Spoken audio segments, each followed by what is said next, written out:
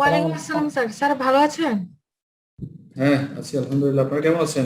জি sir, আলহামদুলিল্লাহ ভালো আছি। আমাদের তো ক্লাস শেষের দিকে। আপনাদের পড়াশোনার কি অবস্থা? খুব খারাপ স্যার। না, খারাপ হলে পরীক্ষা ভালো হয়। স্যার আজকে কি লাস্ট ক্লাস নাকি এক্সট্রা আরো কোনো ক্লাস নেবেন? হ্যাঁ, নিব।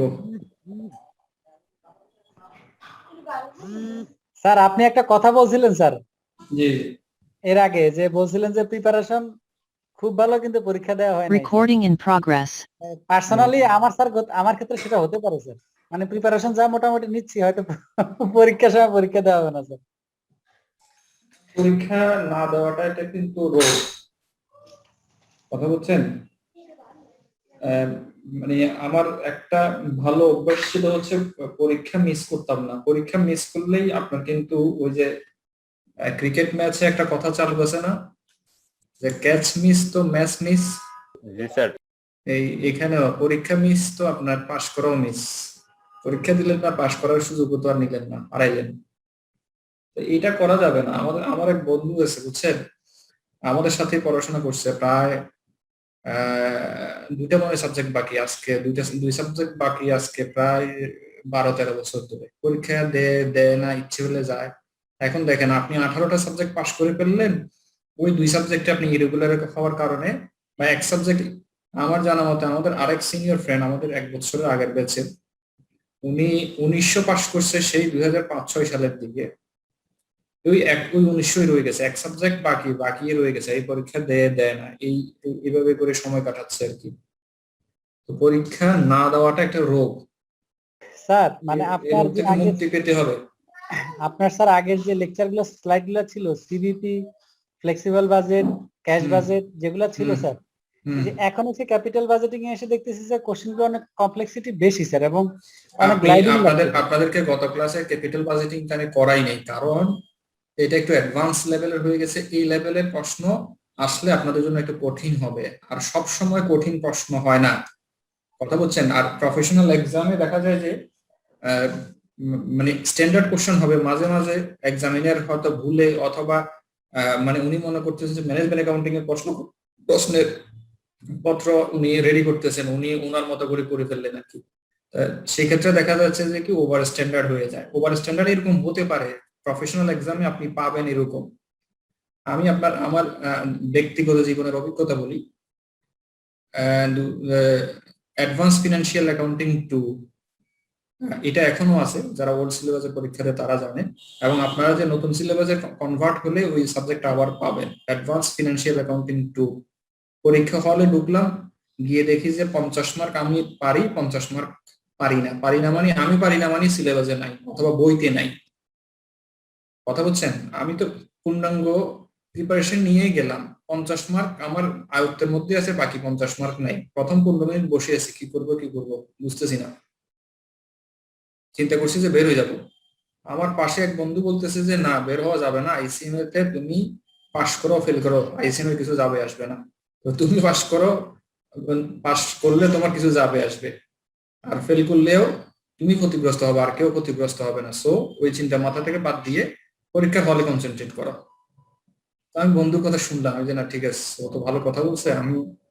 আমরা যদি আইসিএম এর ওই সময় পরীক্ষা, ওই অ্যাডভান্স ফিনান্সিয়াল অ্যাকাউন্টিং এর পরীক্ষা দিচ্ছে হচ্ছে প্রায় 460 জন। তো 460 জনই পরীক্ষা দিল না, আইসিএম এর অথরিটি কিছুই যাবে আসবে না। তো এখন তো আমি প্রথম 15 মিনিট চলে গেল, এরপরে শুরু করলাম 50 মার্কের আনসার করলাম। করতে করতে প্রায় 2 ঘন্টা 2.5 ঘন্টা হয়ে গেছে। দেখলাম যে হাতে সময় আছে, আরো 20 মার্কের আনসার আমি আমার মতো করে যৌক্তিক ভাবে করার চেষ্টা করলাম, 70 আনসার করলাম। তার মধ্যে কনফার্ম হচ্ছে 50 মার্কস। 50 মার্কস হচ্ছে কনফার্ম।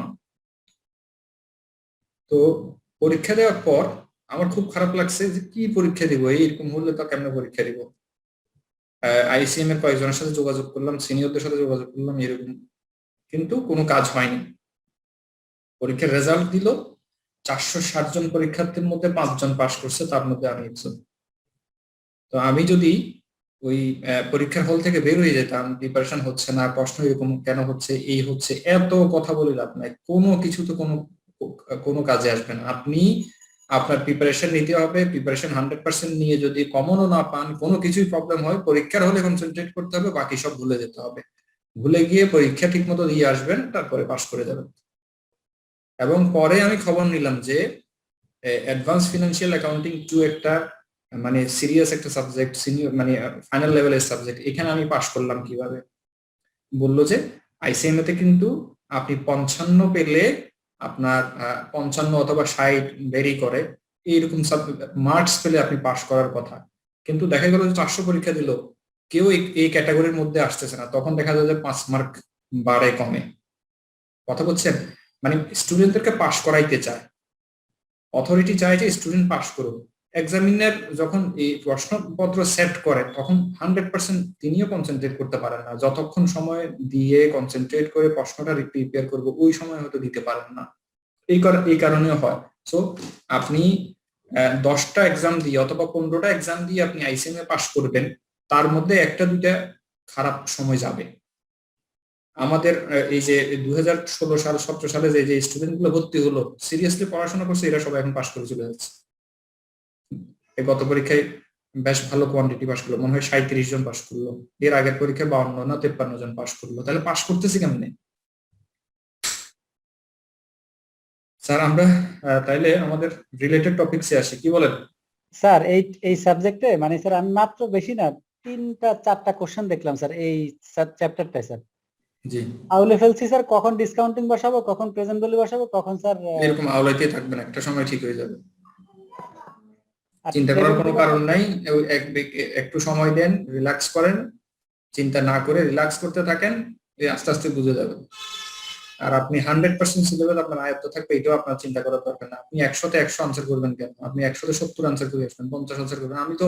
আমি যেই পরীক্ষায় 70 আনসার করে আসছি, ওইটা বাস করে রেখে দিছি, এটা আর কেউ ফেল করে দেওয়ার না।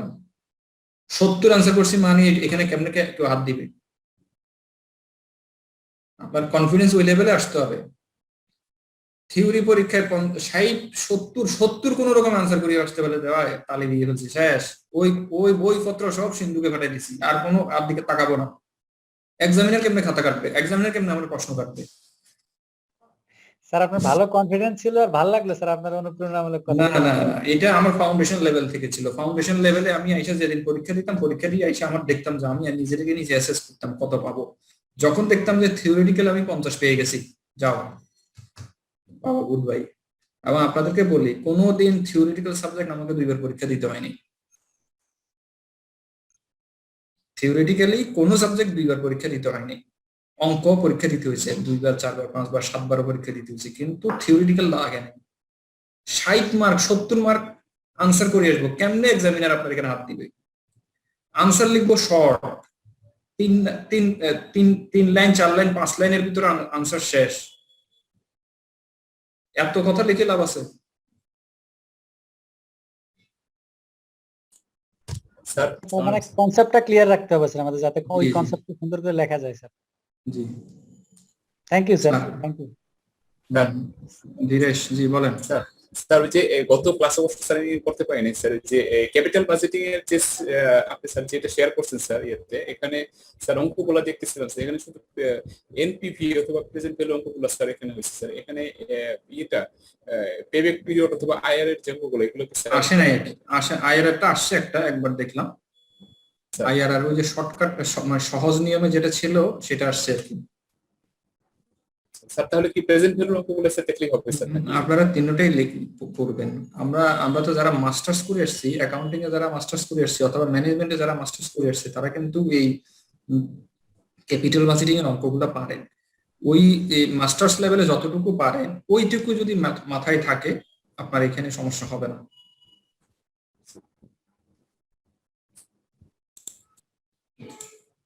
আমরা আজকে ওই যে ক্যাপিটাল বাজেটিং এর ওই অঙ্কটা আজকে করব না, কারণ এটা করতে গেলে আপনাদের আরেকটা চ্যাপ্টার বাকি আছে, এটা আমরা করতে পারবো না।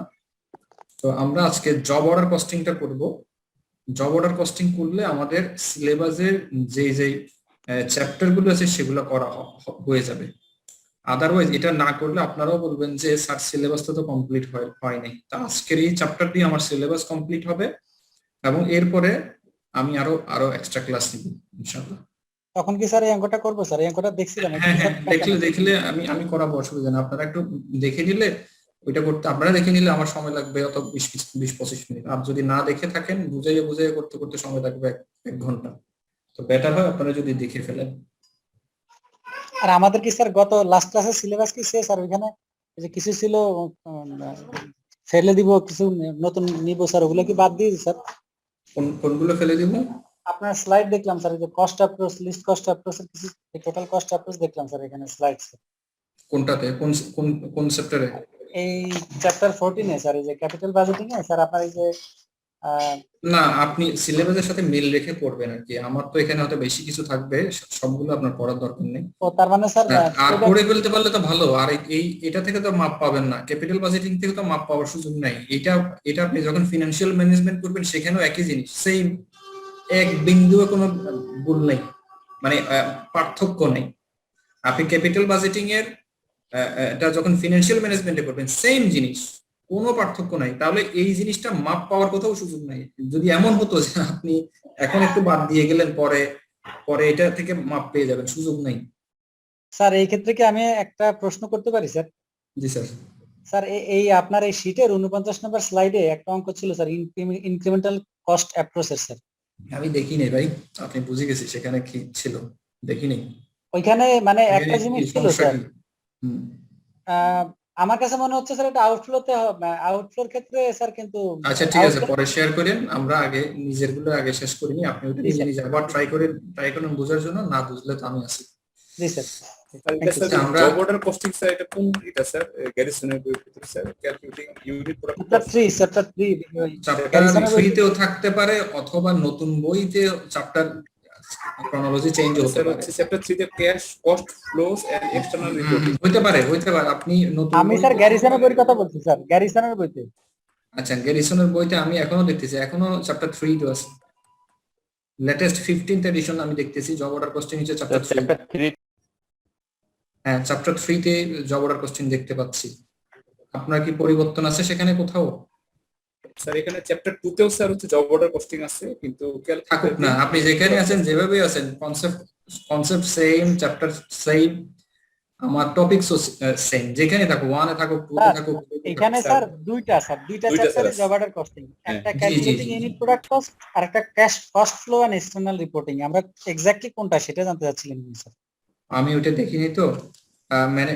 এই বইতে আমি দেখতেছি যে আপনার managerial accounting and cost concept, এরপরে জব অর্ডার কস্টিং। কিন্তু আপনাদের আপডেটেড বইতে যদি মানে চ্যাপ্টার বেশি থেকে থাকতে পারে, এটা তো আপনারা দুটোটাই পড়ে ফেলবেন।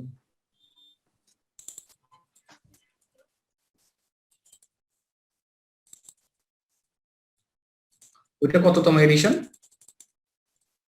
16 স্যার। 16th এডিশন আমি দেখিনি। এই যে আমি যখন 14th এডিশন দেখতেছি, সেখানেও জব অর্ডার কস্টিংটা হচ্ছে চ্যাপ্টার 3। তো এখন যদি 2 এবং 3 এ মিলিয়ে হয়, তাহলে ওইটাই পড়বে। আপনার তো বাদ দেওয়ার দরকার নেই, বাদ দিলে তো আপনার বেনিফিট আপনি পাবেন না। ঠিক আছে, চ্যাপ্টার নিয়ে আমার কনফিউজড হওয়ার দরকার নেই, যা আছে যেভাবে আছে সেভাবে পড়তে থাকবে। এটা 16th এডিশনে এত আপডেটেড হলো আর কি। 16th এডিশন তো আমি দেখিনি, কারণ 16th এডিশনে হয়তো চেঞ্জ হতে পারে। আচ্ছা, আমরা তাহলে শুরু করি, কি বলেন? জি স্যার। আচ্ছা, আমরা দেখি কস্টিং সিস্টেম হচ্ছে দু রকম, একটা হচ্ছে জব অর্ডার কস্টিং সিস্টেম, আর একটা হচ্ছে প্রসেস কস্টিং সিস্টেম। তো আমরা এই job order costing, process costing এর পার্থক্যটা জানি। জব অর্ডার কস্টিং কিভাবে করতে হয়, জার্নাল গুলো কিভাবে দিতে হয় সেটা আমরা জানি। ওভারহেড রেট কিভাবে বের করতে হবে সেটা আমরা জানি না। জব অর্ডার কস্টিং থেকে আমাদের যদি লেজারে পোস্টিং দিয়ে লেজার ব্যালেন্স গুলো বের করা অথবা টি কলাম করা, এটা আপনারা হয়তো অ্যাকাউন্টিং এ করে আসছেন, এখানেও পারবেন। আরেকটা জিনিস আমার জানা লাগবে হচ্ছে যে কি, আমরা যখন জব অর্ডার কস্টিং করব, ওভারহেড গুলোকে আমরা অ্যাপ্লাই করবো একটা স্ট্যান্ডার্ড রেট দিয়ে। সেক্ষেত্রে স্ট্যান্ডার্ড রেটের যদি কম হয় বা বেশি হয়, ওভার হয় অথবা আন্ডার হয়, সেটা কিন্তু পরবর্তীতে জার্নাল দিয়ে ক্লোজ করতে হয়। এটা আমরা জানি না, এটা আমরা এখানে শিখবো। তো প্রসেস কস্টিং কোথায় করে, জব অর্ডার কস্টিং কোথায় করে, সেটা আমরা অলরেডি জানি যে যেই যেখানে অনেকগুলা প্রোডাক্ট এবং প্রত্যেকটা প্রোডাক্টের আলাদা আলাদা বৈশিষ্ট্য থাকে বা আলাদা আলাদা নেচারের হতে পারে অথবা আলাদা আলাদা স্পেসিফিকেশন হতে পারে, এই ধরনের সিচুয়েশনে আমরা জব অর্ডার কস্টিং করতে পারি।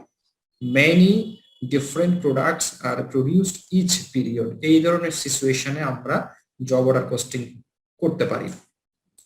আপনাদেরকে যদি সহজ একটা এক্সাম্পল দিই, আমরা যদি একটা টেইলারিং শপের এক্সাম্পল দিই, আমি টেইলারিং শপে গিয়ে আমার জন্য যতটুকু কাপড় লাগবে, আপনাদের মধ্যে যাদের স্বাস্থ্য ভালো, যাদের হাইট হচ্ছে 6 ফিট প্লাস, তাদের জন্য ততটুকু কাপড় হবে না, তার থেকে একটু বেশি লাগবে। অথবা আমার জন্য আমি নর্মালি সেলাই করলাম, আমার একটা শার্ট সেলাই করতে 400 টাকা লাগলো, কিন্তু আপনি একটু ডিজাইন করে সেলাবেন, তাহলে আপনার ক্ষেত্রে কস্টিংটা পার্থক্য হবে। তাহলে মেটেরিয়ালও পার্থক্য হতে পারে, কস্টিংও পার্থক্য হতে পারে। আমি যে কাপড় নিয়ে সেলাবো আপনি সেই কাপড় দিয়ে সেলাবেন না, বা আমার থেকে বেশি দামে করবেন অথবা কম দামে করবেন, তাহলে কাপড়ের কাজের ক্ষেত্রে প্রত্যেকটা জায়গায় কিন্তু পার্থক্য হতে পারে, শুধুমাত্র ওভারহেডে পার্থক্য হয় না। এইসব সিচুয়েশনে আমরা কি করি, জব অর্ডার কস্টিংটা করি। আমরা এর আগে বললাম যে হসপিটালের ক্ষেত্রে আমি যে সার্ভিসটা নিব আপনি সেই সার্ভিসটা নিবেন না। তো হসপিটালে যদি 1 লক্ষ রোগীও ভর্তি হয়, সেক্ষেত্রে কিন্তু 1 লক্ষ রোগীর রিকোয়ারমেন্ট 1 লক্ষ রকম, একজনের সাথে আরেকজনের মিলবে না। তাহলে একটা রোগীর জন্য আমি যা যা খরচ করব সেখানেই সেটা অ্যাসাইন করব, সেই হিসাবে আমি কস্ট ডিটারমিন করব। প্রোডাক্টস আর ম্যানুফ্যাকচারড টু অর্ডার, এটার আরেকটা বৈশিষ্ট্য হচ্ছে যখনই ক্লায়েন্ট অর্ডার করবে দেন ওই প্রোডাক্টটা আমি তৈরি করব, এটা ম্যানুফ্যাকচার করব আমি। অর্ডার ছাড়া আমি সাধারণত করি না।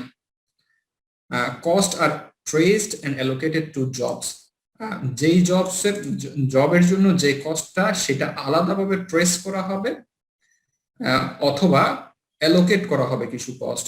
কি কস্ট অ্যালোকেট করব আমরা? ওভারহেডটা আমরা ডিরেক্টলি আইডেন্টিফাই করতে পারি না, কিছু কিছু ওভারহেড আমরা ওভারহেডটাই সাধারণত আমরা আইডেন্টিফাই করতে পারি না, সেই ক্ষেত্রে ওভারহেডটা আমরা অ্যালোকেট করি কোনো একটা কিছুর বেসিসে। সেটা লেবার আওয়ারের বেসিসে হতে পারে, লেবার কস্টের বেসিসে হতে পারে, মেশিন আওয়ারের বেসিসে হতে পারে, অন্য কোনো বেসিসে হতে পারে। কোনো একটা বেসিসে আমি কস্টটা সেখানে অ্যাপ্লাই করব overhead কস্টটা। Cost records must be maintained for each distinct product or job. প্রত্যেকটা জবের জন্য আমি আলাদা আলাদা কস্ট রেকর্ড মেনটেন করব। এইগুলো হচ্ছে জব অর্ডার কস্টিং এর একটা বৈশিষ্ট্য। আচ্ছা, এটা পার্থক্যগুলো আমরা দেখছি, দরকার নেই। আমরা কিভাবে জব অর্ডার কস্টিংটা করি? মেটেরিয়াল ডাইরেক্ট ট্রেস করি, ডাইরেক্ট লেবার ডাইরেক্টলি ট্রেস করি, ম্যানুফ্যাকচারিং ওভারহেডের ক্ষেত্রে আমরা একটা স্ট্যান্ডার্ড ফলো করি। স্ট্যান্ডার্ডটা আমরা কিছুক্ষণ আগে বললাম, স্ট্যান্ডার্ডটা ফলো করে আমরা অ্যাপ্লাই করি to each job using predetermined rate অনুসারে আমরা জবে কস্টটা অ্যাপ্লাই করে থাকি। তাহলে একটা প্রোডাক্টের কস্ট পেতে গেলে আমার 3টা আইটেমের দরকার হয়, 3টা ক্যাটাগরিতে কস্ট দরকার হয়ে থাকে। একটা হচ্ছে মেটেরিয়াল, দেন লেবার, দেন ওভারহেড। মেটেরিয়াল এবং লেবার আমরা ডাইরেক্টলি ট্রেস করতে পারি, আর ম্যানুফ্যাকচারিং ওভারহেডটা কোনো একটা প্রিডিটারমিন্ডের বেসিসে আমরা এটা অ্যাপ্লাই করে আমরা এই কস্টটা পেয়ে থাকি। প্রসেসটা কিরকম? কাস্টমার অর্ডার দিবে, জব শিডিউলিং হবে, দেন জব শিডিউলিং হওয়ার পর এটা জব শিডিউলিংটা প্রোডাকশন ডিপার্টমেন্ট করবে, প্রোডাকশন ডিপার্টমেন্ট জব শিডিউলিং করার পর তারপরে পারচেজ ডিপার্টমেন্টকে মেটেরিয়ালের রিকুইজিশন দিবে যে এই অর্ডারের বেসিসে আমার এই মেটেরিয়াল গুলো লাগবে। মেটেরিয়াল পেয়ে গেলে দেন প্রোডাকশন শুরু হয়ে যায়। প্রোডাকশন শুরু হলে দেখেন আমি জব নাম্বার 1, 2, 3 এরকম হাজার হাজার জব হতে পারে। আপনি যদি চিন্তা করেন রোগীর কথা, পেশেন্টের কথা হসপিটালে, তাহলে জব নাম্বার 1 না তো, একটা জব না তো, সেখানে শত শত রোগী, প্রতিদিন শত শত রোগী অ্যাডমিট করতেছে, সার্ভিস নিচ্ছে, সেই অনুসারে আমি মেটেরিয়াল দিচ্ছি, তাকে আমি ওষুধ দিচ্ছি, আমি সার্ভিস দিচ্ছি, এসব একটার পর একটা ট্রেস হতে থাকে, সেখানে আমি দিতে থাকি, ডিরেক্টলি এগুলোকে ট্রেস করে দিতে থাকি। দেন ম্যানুফ্যাকচারিং ওভারহেডটা অ্যাপ্লাই করি কখন? জব শেষে, যখন জবটা শেষ হয়ে যায় তখন। তোরা কি মনে হয় ক্যাশ টাকা দিয়ে বিয়ে করবো আমি?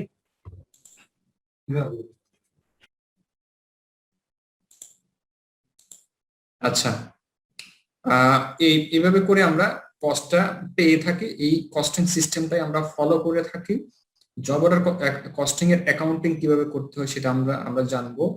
আর জব অর্ডার কস্টিং এর জন্য কিছু ডকুমেন্ট আমরা দেখে থাকি। এটা আমরা যখন বিভিন্ন প্রতিষ্ঠানে ভিজিট করব জানবো এই জিনিসগুলো হয়ে থাকে, যে একটা জবের জন্য জব কার্ড রেডি করা থাকে। এটা তো এখন আর ম্যানুয়ালি হয় না, এভরিথিং কম্পিউটারাইজড হয়ে থাকে। আপনারা যখনই কোনো সেবা যেখানে নিতে যাবেন অথবা যে কোনো কাজের ক্ষেত্রে এখন সব কম্পিউটারাইজড। ম্যাটেরিয়াল ইস্যু হচ্ছে কম্পিউটারাইজড ওয়েতে, লেবার ডিটারমিন করে দেওয়া হচ্ছে কতটুকু দিবে না দিবে, সেটাও কিন্তু floor wise, product wise, job wise আলাদা আলাদা ডিটারমিন করা থাকে। আর আর এইসব রেকর্ডগুলো দরকার হয় ম্যানুফ্যাকচারিং ওভারহেড আমি পরবর্তীতে গিয়ে অ্যাপ্লাই করে থাকি। এভাবে করে আমরা এখানে একটা প্রসেস দেওয়া আছে, ম্যাটেরিয়াল যাবে, রিকুইজিশন দিব, তারপর এই এই জিনিসগুলো দেওয়া আছে। এটা আমাদের আসলে আর দরকার নাই, এটা আপনারা নিজেরা দেখে নিলে পারবেন যে এটা একটা প্র্যাকটিক্যাল অ্যাপ্রোচে দেখানো হয়েছে আর কি। আচ্ছা, এটা জানার পর আমাকে জানতে হবে যে প্রি ডিটারমিন্ড ওভারহেড রেটটা আমরা কিভাবে বের করব। এর আগের প্রসেসগুলো আমরা সবাই জানি অলরেডি। এখন প্রি ডিটারমিন্ড ওভারহেড রেটটা আমরা কিভাবে বের করব। The predetermined overhead rate used to apply overhead to jobs is determined before periods begin. প্রত্যেকটা পিরিয়ড শুরু হওয়ার আগেই আমরা এই জবসে কিসের বেসিসে ওভারহেডটা অ্যাপ্লাই করব সেটা ডিটারমিন করে নেওয়া হয়। তো এটা কিভাবে করে নেওয়া হয়, প্রত্যেকটা কোম্পানিরই আলাদা কিছু সিস্টেমস আছে, আলাদা কিছু ওনাদের রুলস আছে, অথবা অনেক সময় টাইমস এন্ড মোশন স্টাডি বা প্রিভিয়াস হিস্ট্রি স্টাডি করে এই জিনিসগুলো বের করে নেওয়া হয়। এস্টিমেটেড টোটাল ম্যানুফ্যাকচারিং ওভারহেড, আমি যদি ওই পিরিয়ড শুরু করার আগে জেনে নিই যে আমার ওভারহেড কত হওয়া উচিত বা কত হবে কামিং পিরিয়ডের জন্য, এবং এই কামিং পিরিয়ডে estimated total units of allocation base for coming ইয়ার। এখন এই পিরিয়ডে বা কামিং পিরিয়ডে আমি কত ইউনিট করব, উৎপাদন করব, তার বেসিসে রেটটা বের হয়ে যাবে। প্রিডিটারমিন্ড ওভারহেড রেট, প্রিডিটারমিন্ড ওভারহেড রেট বের হতে পারে। এখন এইটা ইউনিটে বের হতে পারে, আওয়ার্সে বের হতে পারে, কস্টের বেসিসে বের হতে পারে, যে কোনো একটা অ্যালোকেশন যেটার বেসিসে আমি অ্যালোকেট করব কস্টটা তার বেসিসে বের হবে। সো এই রেটটা পেলে আমাদের কাজটা শেষ। আমি ম্যাটেরিয়াল ডাইরেক্টলি জানি, ওভারহেডটা জানি, সরি ডাইরেক্ট লেবারটা জানি, দেন ওভারহেড রেটটা আমরা বের করলাম। বের করার পর আমাদের কাজ শেষ। স্যার একটা মিনিট স্যার, জি স্যার। কামিং পিরিয়ড বলতে কি বোঝাচ্ছে? আপনি সে ফর এক্সাম্পল আগামী জুলাইয়ের 1 তারিখ থেকে আগামী 2022 সালের জুন পর্যন্ত একটা বাজেট রেডি করতেছেন। তো ওই বাজেটে আপনি একটা ওভারহেডের বাজেট করবেন না? জি স্যার। এই ওভারহেডের বাজেটে আপনি যে কস্ট গুলো পাবেন তাকে আপনি ভাগ করবেন হচ্ছে, আপনি যদি ইউনিট অনুসারে দিতে চান তাকে দিয়ে করতে পারে, অথবা আপনি যদি আওয়ারলি বেসিসে দিতে চান তাহলে আওয়ার দিয়ে ভাগ করবেন, অথবা আপনি যদি কস্টের বেসিসে করতে চান, অন্য কোনো কস্টের বেসিসে করতে চান, ম্যাটেরিয়াল কস্টের বেসিসে, লেবার কস্টের বেসিসে, কোনো একটা কস্টের বেসিসে করতে চান, সেই বেসিস দিয়ে ভাগ করবেন। আপনি যদি মেশিন আওয়ারের বেসিসে করতে চান, মেশিন আওয়ার দিয়ে ভাগ করবেন। এতটুকু মেশিন আওয়ার আমার আছে, এটা দিয়ে ভাগ করে এক মেশিন আওয়ারের জন্য কত টাকা ওভারহেড রেট হবে সেটা আমরা বের করে নিব। ঠিক আছে? জি, তোমার কামিং পিরিয়ড বলতে ফিউচারে আমরা যদি কোনো বাজেট এস্টিমেট করতে চাই, মানে কামিং পিরিয়ড বলতে সেটা বোঝাচ্ছে। এস্টিমেট করব, প্রিডিটারমাইন করব, মানে কি এটা হয় নাই, আমাকে ডিটারমাইন করতে হবে। হ্যাঁ, প্রিডিটারমিনটাই হচ্ছে আপনি আগে ভাগে করে নেবেন, বিফোর পিরিয়ড ইজ বিগিন। আপনার কাজটা শুরু করার আগে আপনি এটা বের করে নেবেন। আমরা এর আগে বাজেটের অঙ্কগুলো করলাম না, ফিক্সড বাজেট আমরা কখন করি? একটা বাজেট পিরিয়ড শুরু হওয়ার আগে কিন্তু আমরা ওই বাজেটটা করে ফেলি, তাহলে সেই বাজেটে কিন্তু আমি ওভারহেড বাজেটটা করি না? জি স্যার। তো ওভারহেড বাজেট যখন করবেন আপনি, এখন আপনি ওই ওভারহেডটা আপনি প্রোডাক্টের উপরে কিসের বেসিসে দিবেন সেই বেসিসটাই হচ্ছে প্রিডিটারমিন ওভারহেড রেট। Okay sir. আমি সহজ একটা এক্সাম্পল দেই। মানে আপনার কাছে একটা রেস্টুরেন্ট আছে অথবা ছোট একটা খাবার হোটেল আছে। এই হোটেলে আপনি ডিম মামলেট বিক্রি করেন। একটা ডিমের দাম 10 টাকা, তাহলে এটা হচ্ছে ডাইরেক্ট ম্যাটেরিয়াল। ডিমটা যিনি প্রসেস করে দেন, যে কারিগর, যা শেপকে প্রতি ডিম প্রতি আপনার একটা ফিক্সড আছে যে না তুমি একটা ডিম মামলেট করে দিবা 5 টাকা, তাহলে আপনি ম্যাটেরিয়াল কস্ট জানেন, ডাইরেক্ট লেবার কস্ট জানেন, তাহলে কত হলো 10 টাকা যোগ 5 টাকা 15 টাকা। 15 তাহলে আপনি যদি এই ডিম মামলেটের কস্ট ডিটারমিন করতে যান, এই দুটো কস্ট দিলে কি হয়ে যাবে? না স্যার। আচ্ছা, তাহলে ডিম মামলেটটা তৈরি করতে আপনার পেঁয়াজ লাগবে, মরিচ লাগবে, তারপরে কিছু আপনার তেল লাগবে। তেল লাগবে, আপনার কিছু মশলা যদি দেন মশলা লাগবে, আপনি যে আগুন জ্বালাবেন আগুনের খরচ আছে, আপনি যেই ফ্লোরে এটা রেডি করতেছেন সেই ফ্লোরের ভাড়া আছে, ইউটিলিটি কস্ট আছে, এই সবগুলোকে মাথায় রেখে তো আপনি একটা ওয়েট দিবেন, এই ওয়েটটা হচ্ছে আমার জন্য এই ডিমের জন্য ওভারহেড। সে ফর এক্সাম্পল ওই ডিমের জন্য আপনার 5 টাকার ওভারহেড দরকার হয়, তাহলে এটা তো আপনি চিন্তা করেই ঠিক করেন নাকি চিন্তা না করে এলোপাতাড়ি করে ফেলবেন? না স্যার, চিন্তা করে করবেন। তাহলে আপনি যে আগামী বছর আপনি কি উৎপাদন করবেন আর কস্ট কত, এই ওভারহেড হিসাবে আমার কস্ট এত হয়, আগামী বছর এতগুলো ইউনিট আমি উৎপাদন করব, সেই ইউনিট দিয়ে ভাগ করলে প্রতি ইউনিট প্রতি এত টাকা করে আমি ওভারহেড অ্যাপ্লাই করব। জি স্যার। আচ্ছা, এরপরে based on estimates and determine before the period begin, সেই অনুসারে আমরা ওভারহেডটা অ্যাপ্লাই করব। Predetermine overhead rate into actual activity.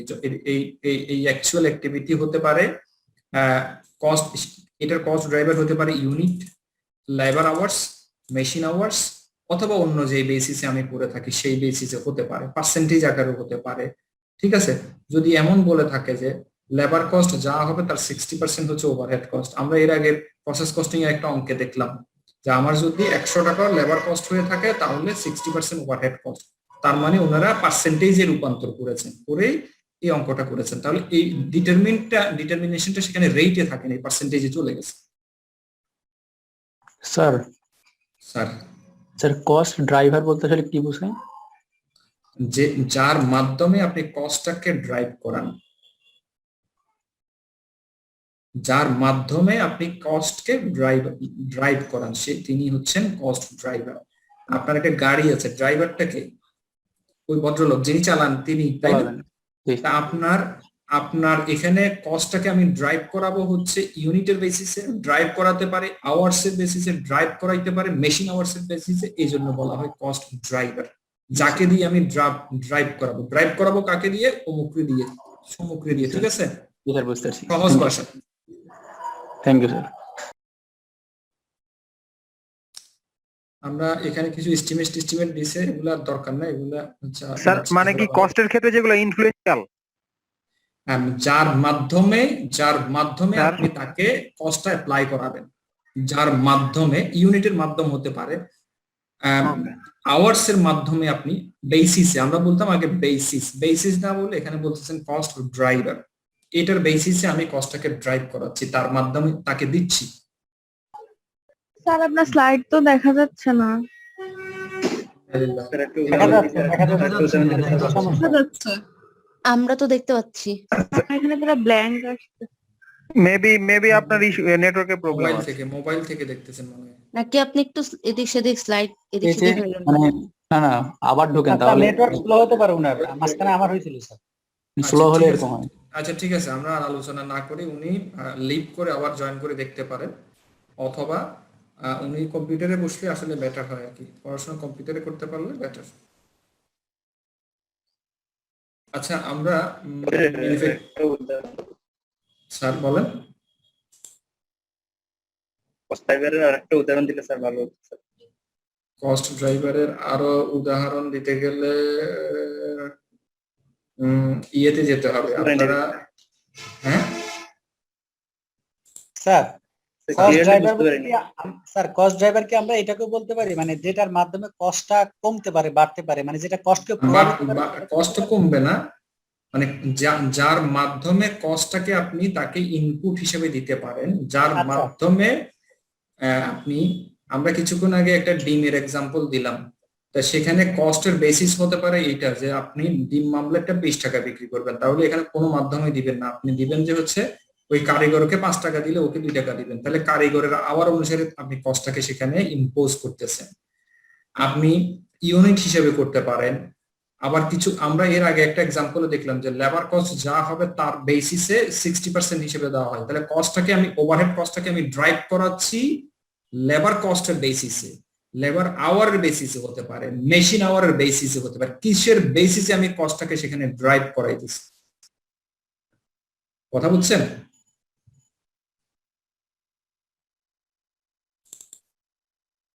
Sir standard যেটার বেসিসে হবে সেটাই আমি যার বেসিসে কস্টটাকে অ্যালোকেট করতেছি, যার বেসিসে কস্টটাকে অ্যালোকেট করতেছি সেটাকে আমরা কস্ট ড্রাইভার বলে থাকি। আমরা আরেকটু চেষ্টা করি অন্যভাবে বুঝাইতে পারি কিনা।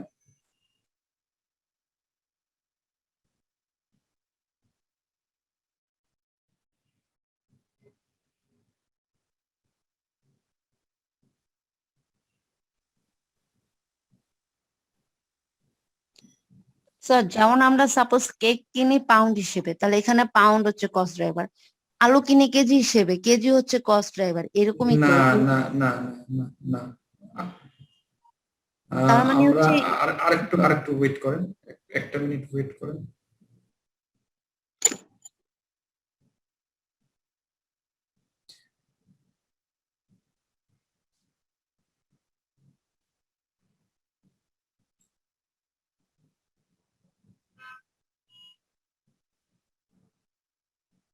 স্যার এক সেকেন্ড স্যার বলেন। আমি স্যার হোন্ডা চালাই স্যার, সেক্ষেত্রে আমি কস্টটাকে কাউন্ট করি স্যার মাইলেজ হিসাবে, তাহলে মাইলেজটা আমার কস্ট ড্রাইভার এখানে হতে পারে। আমি যদি এটাকে ফুয়েল হিসাবে কস্টটাকে অ্যাজিউম করি ফুয়েলের মাধ্যমে, তাহলে হতে আমার পারে। কস্ট ড্রাইভারটা fuel sir. Thank you sir.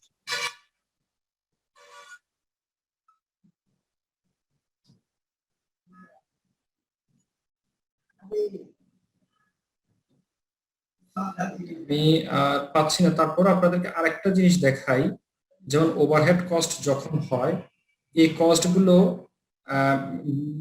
বিভিন্ন বিভিন্ন মাধ্যমে হতে পারে। এই কস্ট গুলোকে আমরা যখন কস্ট অবজেক্ট ধরে অ্যালোকেট করি, মানে কি এগুলোকে যখন আমি রিডিস্ট্রিবিউশন করি, আমার ওভারহেড কস্ট হলো সে ফর এক্সাম্পল 5 লক্ষ টাকা, তাহলে এই খরচটা আমি কাকে কাকে দিব, কিভাবে দিব?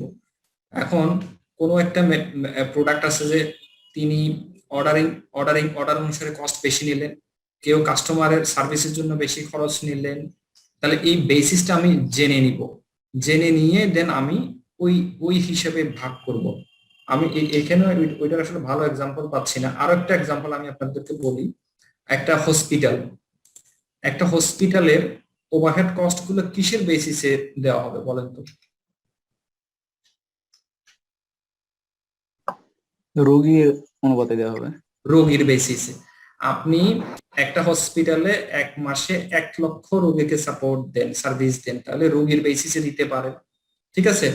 এখন রোগীর বেসিসে না দিয়ে অন্য আরেকটা বেসিসে দিতে পারেন, যেমন আওয়ারে দিতে পারে স্যার, কত আওয়ার সার্ভিস দিয়েছে, কতক্ষণ সময় লাগলো তার বেসিসে হতে পারে, অথবা কতগুলা ব্যাট ইউজ করা হয়েছে, অথবা কত কস্ট হলো কস্টের বেসিসে দিতে পারেন, ঠিক আছে? মানে আমি আর ভালো এক্সাম্পল পাচ্ছি না, মানে কিসের বেসিসে আপনি ওই প্রোডাক্টের মধ্যে ওভারহেডের কস্টটা অ্যালোকেট করবেন, এটাকে বলা হয় কস্ট ড্রাইভার। এখন ওই ড্রাইভারটা এক একটা জায়গায় এক এক রকম ভাবে হতে পারে, ঠিক আছে? স্যার জি, কোথাও এমপ্লয়ির বেসিসে, কোথাও কস্টের বেসিসে, কোথাও আপনি আওয়ারের বেসিসে, কোথাও মেশিন আওয়ারের বেসিসে, ঠিক আছে? এইসব বেসিসে আমরা কস্টগুলোকে অ্যালোকেট করতে পারি। যেটার বেসিসে অ্যালোকেট করব সেটাই হচ্ছে কস্ট ড্রাইভার। আচ্ছা, এরপরে আসেন, এর আগের যেগুলো আছে এগুলো আমাদের দরকার নাই, আপনারা পড়ে নিয়ে, আমাদের অত এখন ইম্পর্টেন্স নাই। আমরা লেজার করব, কিভাবে দিব না দিব এইসব কথাবার্তা আমাদের দরকার নাই এই মুহূর্তে। আমরা এরপরে আসতেছি হচ্ছে জার্নাল গুলো, অলরেডি সেই জার্নালও আমরা জানি। ম্যাটেরিয়াল কিনলে material debit, accounts payable credit. আর আমরা যদি ওই জবের জন্য ম্যাটেরিয়াল কিনলাম, মেটেরিয়াল আমি ইউজুয়ালি কিনলাম, আমি তো কোনো জবের জন্য মেটেরিয়াল কিনি নেই। তারপরে যখন মেটেরিয়ালটাকে আমি কোনো একটা প্রসেসে দিব, কোনো একটা জবে দিব, working process job number 1, job number 2, job number 3 debit. আর ইনডাইরেক্ট মেটেরিয়ালের জন্য manufacturing overhead debit, raw materials credit হলো।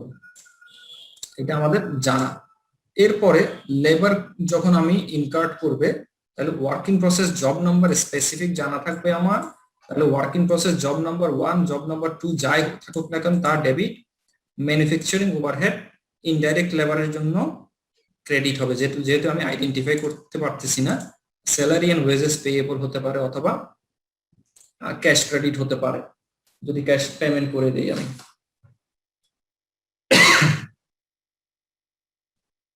এছাড়া অন্যান্য যে ম্যানুফ্যাকচারিং ওভারহেড গুলো হয়ে থাকে, আমরা ম্যানুফ্যাকচারিং ওভারহেড হিসাবে সেগুলোকে আইডেন্টিফাই করব, রেকর্ড করব, দেন ক্রেডিট করব হচ্ছে অ্যাকাউন্টস পেয়েবল হতে পারে। এটা হচ্ছে আমি যদি যা ডেবিট করি তার অল্টারনেটিভ যেটা ক্রেডিট করা দরকার, ক্রেডিট আইটেমটা ঠিক থাকবে। ডেবিট আইটেমের ক্ষেত্রে আমি ম্যানুফ্যাকচারিং ওভারহেড রাখবো। এবং অনেক সময় দেখা যায় যে কি আমরা লিখলাম হচ্ছে প্রপার্টি ট্যাক্স ডেবিট, তখন আমরা সেখানে লিখে দিই যে ম্যানুফ্যাকচারিং ওভারহেড, অথবা ম্যানুফ্যাকচারিং ওভারহেড লিখে আমরা সাবসিডিয়ারি লেজারে সাবসিডিয়ারি রেকর্ডে ম্যানুফ্যাকচারিং ওভারহেড ওই ট্যাক্সটা রেখে দিলাম। অথবা ইন্স্যুরেন্সের ক্ষেত্রে আমরা যদি করি ম্যানুফ্যাকচারিং ওভারহেড সাবসিডিয়ারি লেজার লিখে দিয়ে হচ্ছে ইন্স্যুরেন্স এক্সপেন্সেস, তাহলে রেকর্ড পূর্ণাঙ্গভাবে পাওয়া যায়। এই জার্নাল দেওয়া শেষ হলে দেন জবগুলোতে আমরা ওভারহেড অ্যাপ্লাই করব, কারণ ম্যাটেরিয়াল আমি এর আগে দিলাম, লেবার দিলাম, এরপরে দিব হচ্ছে manufacturing overhead. Working process job number 1 debit, job number 1 এখানে লেখা নাই, আমরা যখন প্র্যাকটিক্যালি পাবো এই জিনিসগুলো এভাবেই পাবো। Working process job number 1 debit, manufacturing overhead credit, এটা আমরা অ্যাপ্লাই করি কোনো কিছুর বেসিসে, যেটা আমরা কিছুক্ষণ আগে আলাপ করলাম, এইসবের বেসিসে আমরা ওভারহেডটাকে অ্যাপ্লাই করে থাকি। এরপর জি স্যার হচ্ছে যখন আমার ওভারহেডটা কোন ওভারহেড অ্যাপ্লাইড মানে ইনকার হচ্ছে, সাপোজ Recording stopped. কোন একটা ইন্স্যুরেন্স যখন আমরা হচ্ছে খরচ Recording in progress. জার্নাল দিচ্ছি তখন সেটাকে কি আমরা চার্জ বলছি, আর যখন হচ্ছে ওই ওভারহেড গুলোকে যখন আমরা ওয়ার্কিং প্রসেসে ট্রান্সফার করছি তখন কি আমরা অ্যাপ্লাই করছি। এই ম্যানুফ্যাকচারিং ওভারহেড গুলো আমরা রেকর্ড করলাম, এটা অ্যাকচুয়াল ঘটনা, এগুলো হচ্ছে অ্যাকচুয়াল ঘটনা। এই অ্যাকচুয়াল ঘটনাগুলোকে আমি তো জবে ডাইরেক্ট দিতে পারবো না, কারণ এই সে ফর এক্সাম্পল আমি ভাড়া দিলাম, রেন্ট দিলাম, তাহলে রেন্ট এক্সপেন্সেস ডেবিট।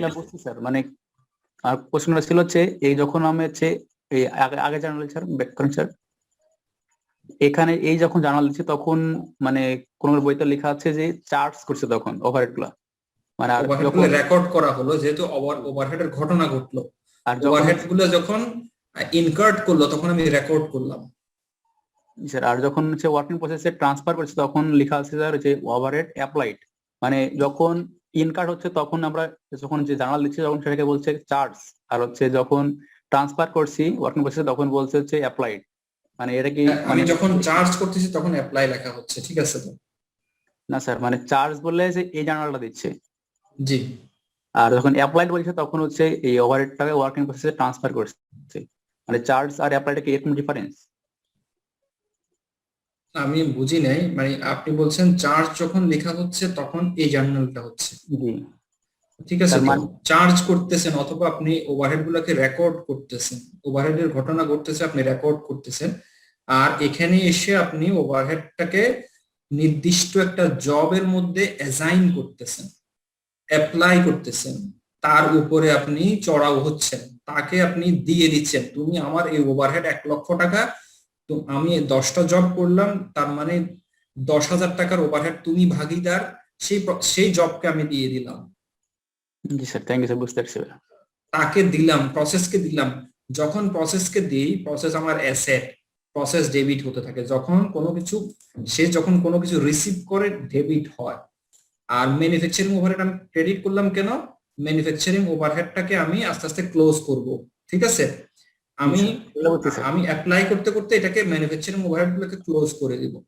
আচ্ছা, এটা করলাম। এরপরে যদি নন ম্যানুফ্যাকচারিং এক্সপেন্সেস হয়, usual expenses salary expenses debit, salaries and wages credit, advertisement expenses debit, accounts payable credit, বা আরো যে যে শত শত আইটেম খরচ হবে সব অ্যাকর্ডিং টু দিস রুলস অনুসারে হবে। আচ্ছা, আমরা তাহলে প্রসেসে মেটেরিয়াল দিলাম, লেবার দিলাম, আর ওভারহেডটা অ্যাপ্লাই করলাম। অ্যাপ্লাই করার পর প্রসেসটা কমপ্লিট হলো বা জবটা কমপ্লিট হলো, work in process job 1 complete. যখন কমপ্লিট হয়ে যাবে তখন জবটাকে আমি ক্লোজ করব। ক্লোজ করতে গেলে আমাকে কি করতে হবে? জবকে ক্রেডিট করতে হবে। জব ক্রেডিট করলাম, যেহেতু এটা প্রসেস ক্লোজ বা জব নাম্বার ক্লোজ, জবটা শেষ হয়ে গেছে, জবটা শেষ হয়ে দেন ফিনিশ গুডস এ রূপান্তরিত হয়েছে, তখন ফিনিশ গুডস কে আমরা ডেবিট করব। তাহলে ফিনিশ গুডস অ্যাসেট হিসেবে ইমার্জ করলো। যখন ফিনিশ গুডস ইমার্জ করবে, এর পরবর্তী স্টেপস হচ্ছে যে কি ফিনিশ গুডসটা আমরা বিক্রি করে দিব। আমরা জানি ফিনিশ গুডস বিক্রি করে দিলে আমাদেরকে দুটো কাজ করতে হয়, একটা হচ্ছে সেলস এর কাজ আর একটা হচ্ছে ডেলিভারির কাজ। সেলস এর কাজ কি? সেলস ক্রেডিট, রেভিনিউ, যেহেতু রেভিনিউ বাড়লে ক্রেডিট, আর আমার রিসিভেবল বাড়তেছে, সম্পদ বাড়তেছে, সেই জন্য ডেবিট। রিসিভেবল না বেড়ে এটা ক্যাশ ক্রেডিট, ক্যাশ ডেবিট হতে পারতো। আচ্ছা, আমি যখন ডেলিভারি করে দেব, আমার স্টোর থেকে চলে যাবে, তখন ফিনিশ গুডসটা ক্রেডিট হয়ে যাবে, ফিনিশ গুডস কমে যাচ্ছে, অ্যাসেটটা ডেলিভারি হয়ে যাচ্ছে, আর কস্ট অফ গুডস সোল্ড মানে বিক্রিত পণ্যের ক্রয় মূল্য আমি ডেবিট করলাম। আর এই দুটোরই ইমপ্লিকেশনসটা থাকবে হচ্ছে ইনকাম স্টেটমেন্টে। আমরা এই জিনিসটা আগেও একবার দেখে আসছি, প্রসেস কস্টিং এও দেখছি, এখানেও দেখলাম। আর কি কারো কোনো প্রশ্ন আছে যে এই টোটাল ফ্লোটা বুঝতে আপনাদের কারো কোনো প্রবলেম আছে কিনা? স্যার এটা কি আরেকবার রিক্যাপ করা যাবে স্যার প্লিজ? কোত্থেকে? এই জার্নাল থেকে স্যার, জার্নাল থেকে। চলে আসলাম। এখানে বুঝতে সমস্যা আছে? না স্যার, পরের স্টেপটা স্যার। এরপরে ম্যাটেরিয়াল কিনলাম, কিনে পকেটে রাখলাম, ম্যাটেরিয়াল ডেবিট, সম্পদ ডেবিট হলো, সম্পদ বাড়লো, সম্পদটা কমে গেল যখন আমি কোনো একটা জব এটাকে অ্যাসাইন করলাম। ঠিক আছে, প্রসেস ফুলতে থাকতেছে সম্পদ পেয়ে। তারপরে লেবার ডাইরেক্ট অ্যাসাইন করলাম, তা সেক্ষেত্রেও জবটা কি করলো? ফুলতে থাকে। জবটা কোনো কিছু রিসিভ করলো, ওয়ার্কিং প্রসেস যখন কোনো কিছু রিসিভ করে, অ্যাসেট যখন কোনো কিছু রিসিভ করে, তখন সে ডেবিট হতে থাকে, অ্যাসেট বাড়তেছে। এটা হচ্ছে এক্সপেন্সেস এর ইস্যু।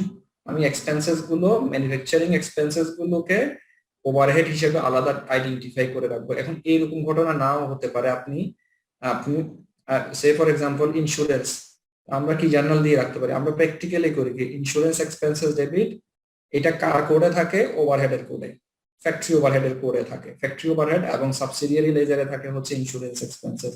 আর প্রিপেইড ইন্স্যুরেন্স ক্রেডিট হতে পারে, অথবা ক্যাশ ক্রেডিট হতে পারে, বা ইন্স্যুরেন্স পেয়েবল ক্রেডিট হতে পারে, যে কোনো একটা আইটেম ক্রেডিট হবে। এটা অ্যাকচুয়াল ঘটনা।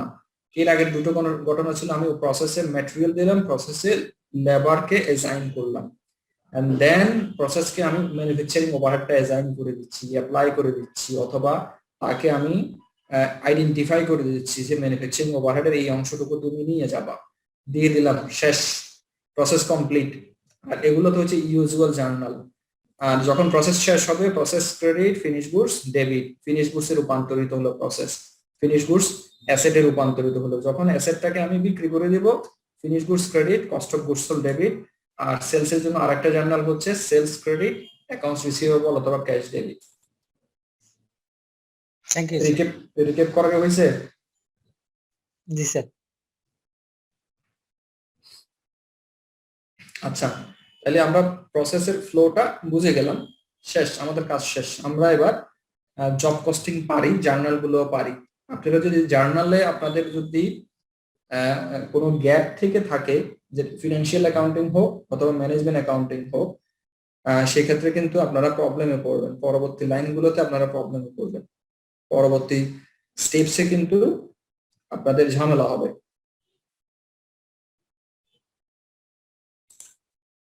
আমরা একটা এক্সাম্পল দেখি, পরীক্ষা আসছে এরকম একটা এক্সাম্পল দেখি।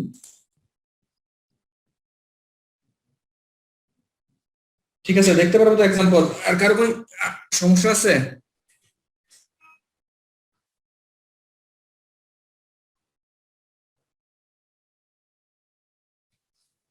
এটা কোন সালে আসছিল স্যার? এটা আসছে হচ্ছে 18/2000 ডিসেম্বর 2018।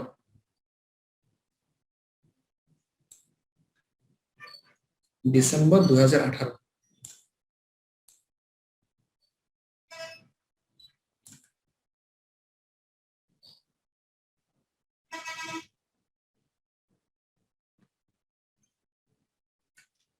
DRSL Products, একটা company, uses a job costing system with two direct cost categories. ওই কোম্পানি যে প্রোডাক্ট তৈরি করে দুটো কস্ট আছে ডিরেক্ট, একটা হচ্ছে ডিরেক্ট ম্যাটেরিয়াল আর একটা হচ্ছে ডিরেক্ট ম্যানুফ্যাকচারিং লেবার।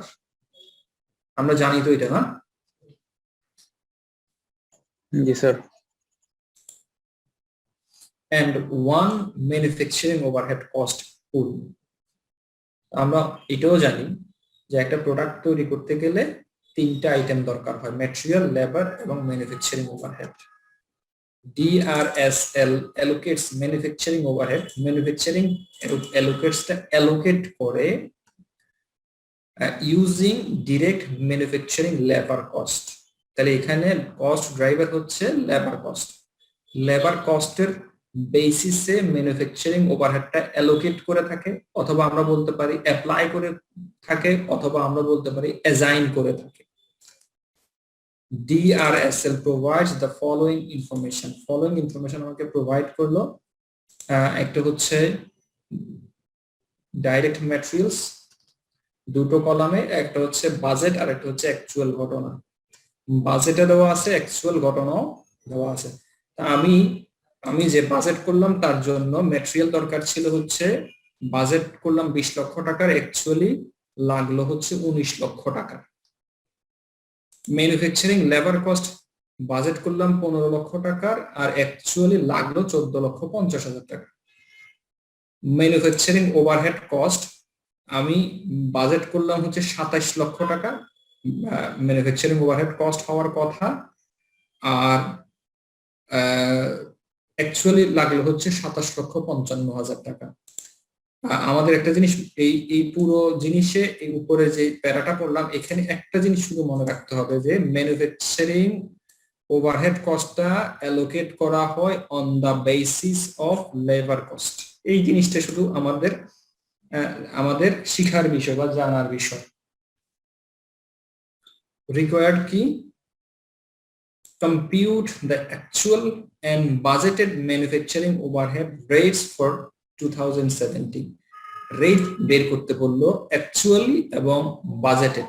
অ্যাকচুয়ালি যে ঘটনা ঘটলো সেটা রেট কত, এবং বাজেট যেটা করলাম সেই অনুসারে আমাদের রেটটা কত। পারবো এটা?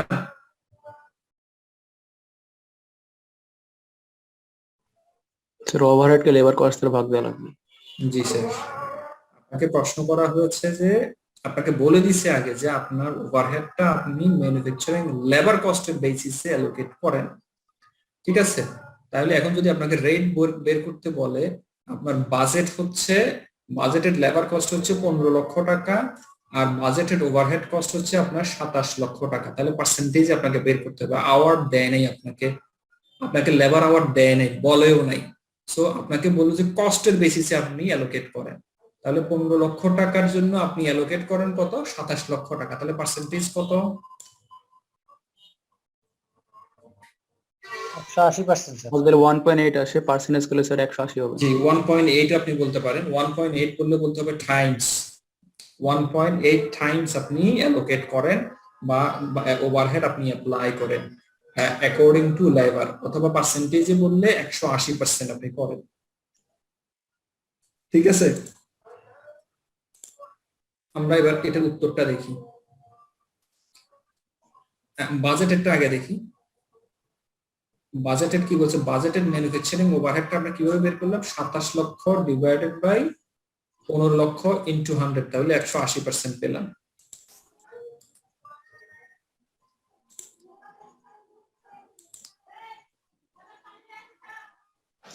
কে এটা বুঝি নেই বলেন তো?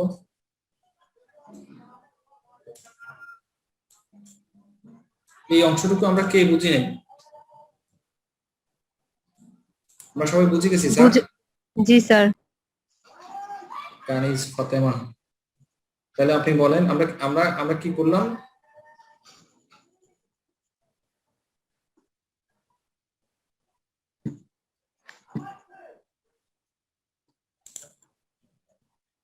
আচ্ছা বুঝে গেলে তো হইছে, আর কিছু করার নেই। আমাকে দুটো রেট বের করতে বললো, একটা হচ্ছে বাজেটেড আর একটা হচ্ছে অ্যাকচুয়াল।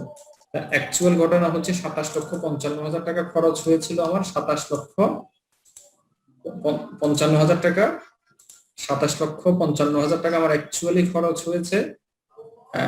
আর লেবার কস্ট ছিল অ্যাকচুয়াল 14,50,000 টাকা। তাহলে আমরা যদি পার্সেন্টেজ বের করে নিই তাহলে সেই হিসেবে কি করব আমরা, ওই 27,55,000 বা 14,50,000, তাহলে অ্যাকচুয়ালি ঘটছে হচ্ছে 190%। আমরা যখন বাজেট করলাম আমাদের ধারণা ছিল যা লেবার কস্ট হবে তার 180% ম্যানুফ্যাকচারিং ওভারহেড কস্ট হবে, কিন্তু অ্যাকচুয়াল ঘটনা ডিফারেন্ট হলো, অ্যাকচুয়াল ঘটনাটা ডিফারেন্ট হলো।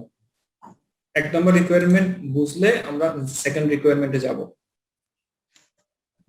না বুঝলে আবার আমার থেকে বুঝে নিতে পারবেন।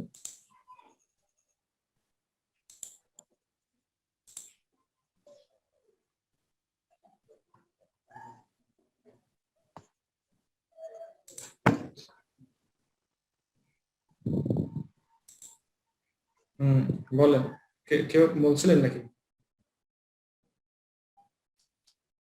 না স্যার। স্যার পার্সেন্টেজটা হচ্ছে যে আপনার লেবার কস্টের 190% হচ্ছে ওভারহেড রেট। জি জি জি জি, আমরা এর আগে একটা ওই যে প্রসেস কস্টিং এর অঙ্কে দেখলাম না, বলে দিছে যে যা লেবার কস্ট হবে তার 60% হচ্ছে ম্যানুফ্যাকচারিং ওভারহেড। এখানে অ্যামাউন্ট ফিগারে দিয়ে দিছি আর কি আপনাকে। আপনি বাজেট করার সময় বাজেট করেছিলাম 180 আর অ্যাকচুয়াল হচ্ছে 190, তাই তো? জি জি জি, আপনি উল্টা বললাম। হ্যাঁ ঠিক আছে, উল্টা বলেন নাই। জি স্যার, বুঝতে পারছি, পরের রিকোয়ারমেন্টে যাওয়া যাক। During March, the job cost record, job number 626, contained the following information. আমাকে একটা জব দিল যে জব নাম্বার হচ্ছে 626, সেই জবে ম্যাটেরিয়াল লাগলো 40,000 টাকা। আমরা যে এখানে যে বাজেটটা করলাম এখানে কিন্তু অনেকগুলো জবের জন্য একসাথে বাজেট, আর এখান থেকে একটা জবের ইনফরমেশন আমাকে দিল। ম্যাটেরিয়াল 40,000 টাকা, direct labour manufacturing labour cost হচ্ছে 30,000 টাকা। এখন আমাকে বললো যে কম্পিউট করেন জবের কস্ট, আপনি কম্পিউট করেন using actual cost. Actual cost যেটা আপনি পেলেন উপরে তারপর সেই অনুসারে করবেন, অথবা নরমাল কস্টিং অনুসারে আপনি করবেন, ঠিক আছে?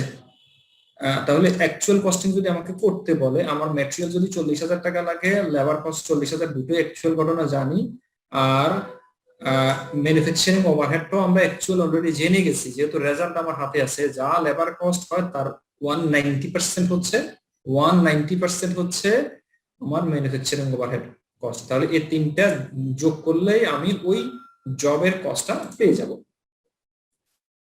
আমার ইয়ে ছিল কত, 4,000 না 40,000?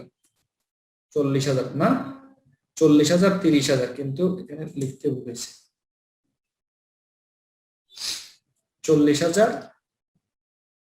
আর এটা হচ্ছে 40,000 ম্যাটেরিয়াল কস্ট, লেবার কস্ট হচ্ছে 30,000, দুটো লিখলাম।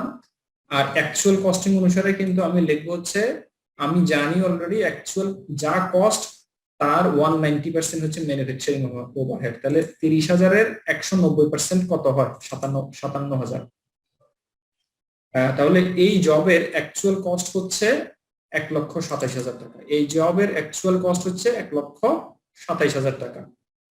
এতটুকু কি বুঝলাম আমরা? জি স্যার। আর একটা হচ্ছে নরমাল কস্ট। নরমাল কস্ট মানে কি বুঝেন?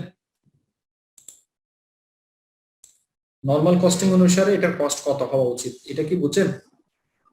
বাজেটেড কস্টটা কি sir? Normal cost, budgeted cost হচ্ছে ম্যাটেরিয়াল এবং লেবারের, যদি আপনি সবকিছু বাজেটেড করে থাকেন তখন সেটা নরমাল কস্ট হয় না, তখন সেটা হয়ে যায় স্ট্যান্ডার্ড কস্ট, ঠিক আছে? আপনি কোন একটা জবের জন্য ম্যাটেরিয়াল, লেবার, ওভারহেড তিনটা আইটেম স্ট্যান্ডার্ড নিলেন, বাজেট থেকে নিলেন, সেক্ষেত্রে এটা হবে স্ট্যান্ডার্ড কস্টিং।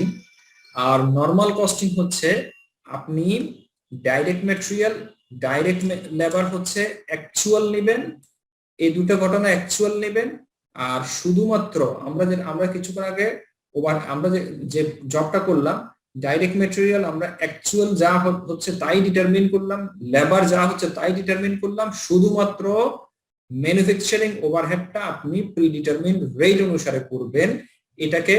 এটাকে আরেকটা ভাষায় বলা হয়ে থাকে নরমাল কস্টিং।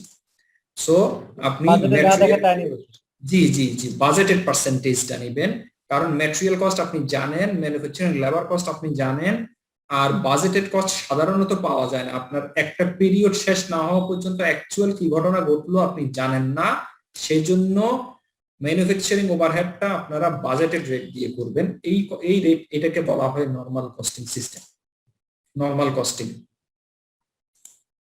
আমরা 40,000 টাকা অ্যাকচুয়াল ঘটনা ডাইরেক্ট মেটেরিয়াল নিলাম, ডাইরেক্ট লেবার নিলাম হচ্ছে লেবার অ্যাকচুয়াল ঘটনা, আর ম্যানুফ্যাকচারিং লেবারের ক্ষেত্রে নিলাম 54,000 টাকা। কিভাবে নিলাম? আমাদের বাজেটেড রেট ছিল 180%, যা লেবার কস্ট হবে তার 180% ম্যানুফ্যাকচারিং ওভারহেড। তাহলে 30,000-এর 180% হচ্ছে 54,000 টাকা। সেক্ষেত্রে নর্মাল কস্টিং অনুসারে ওই জবের কস্ট হবে 1,24,000 টাকা।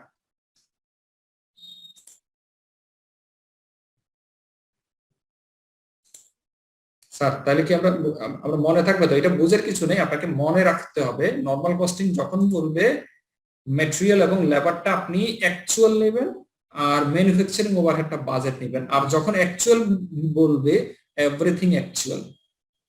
জি স্যার বুঝছি।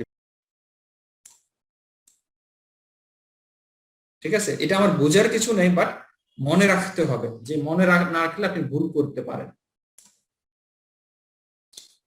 2 নম্বর রিকোয়ারমেন্ট আমরা পারি। 3 নম্বর রিকোয়ারমেন্ট,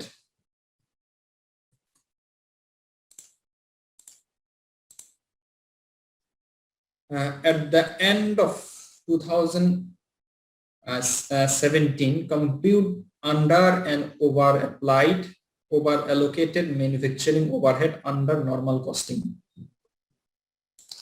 আমরা তো জানি যে ম্যাটেরিয়াল কস্ট এবং লেবার কস্টকে আমি অ্যাকচুয়াল রেকর্ড করে থাকি, আর নরমাল কস্টিং এ আমরা ম্যানুফ্যাকচারিং ওভারহেডটাকে আমরা অ্যালোকেট করে থাকি। এখন এই ম্যানুফ্যাকচারিং ওভারহেডটা আন্ডার হলো না ওভার অ্যাপ্লাইড হলো, এটা আমাকে জিজ্ঞেস করলো। ঠিক আছে, এটা ক্যালকুলেশন করেন। তাহলে আমরা একটা করতে পারবো। আমরা জানি হচ্ছে আমার অ্যাকচুয়াল লেবার কস্ট হচ্ছে 14,50,000 টাকা। আমাদেরকে যদি বলে যে আপনি ওভার করলেন না আন্ডার করলেন, আমাকে আগে জানতে হবে যে আমি কতটুকু অ্যাপ্লাই করলাম। আমাদের বাজেটের সূত্র অনুসারে লেবার কস্ট যা হবে তার 180% আমরা লেবারকে অ্যাপ্লাই করব।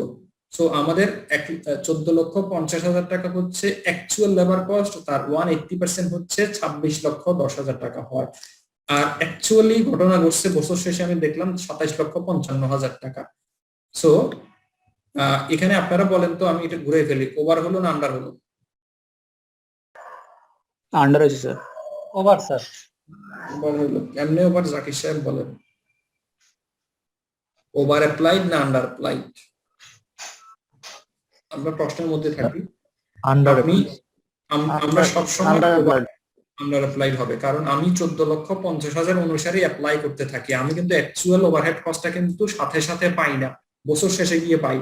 কারণ আমি বছর শেষে গিয়ে কন্ট্রাক্ট রিনিউয়াল করি, বছর শেষে গিয়ে আমি লিজ পেমেন্ট করি। তাহলে অনেক খরচ আছে আমরা প্রথমে পাই না, বছরের মাঝামাঝিও পাই না, শেষে গিয়ে পাই। কিছু কিছু খরচ মাসের শেষে পাই, কিছু পিরিয়ড শেষে পাই, কিছু কোয়ার্টার শেষে পাই। তো অ্যাকচুয়াল ওভারহেড কস্ট আমি পাই না। আমরা সবসময় করে থাকি কি, material cost labour cost actual record পেয়ে যাই, আর ওভারহেডটাকে আমরা অ্যাপ্লাই করি। আমি অ্যাপ্লাই করলাম হচ্ছে এই 14,50,000 টাকার 180% হচ্ছে 26,10,000 পর্যন্ত আমি অ্যাপ্লাই করলাম, অ্যালোকেট করলাম। অ্যাপ্লাই মানে অ্যালোকেট করলাম অথবা অ্যাসাইন করলাম। কিন্তু বছর শেষে 27,55,000 টাকা অ্যাকচুয়াল খরচ হলো।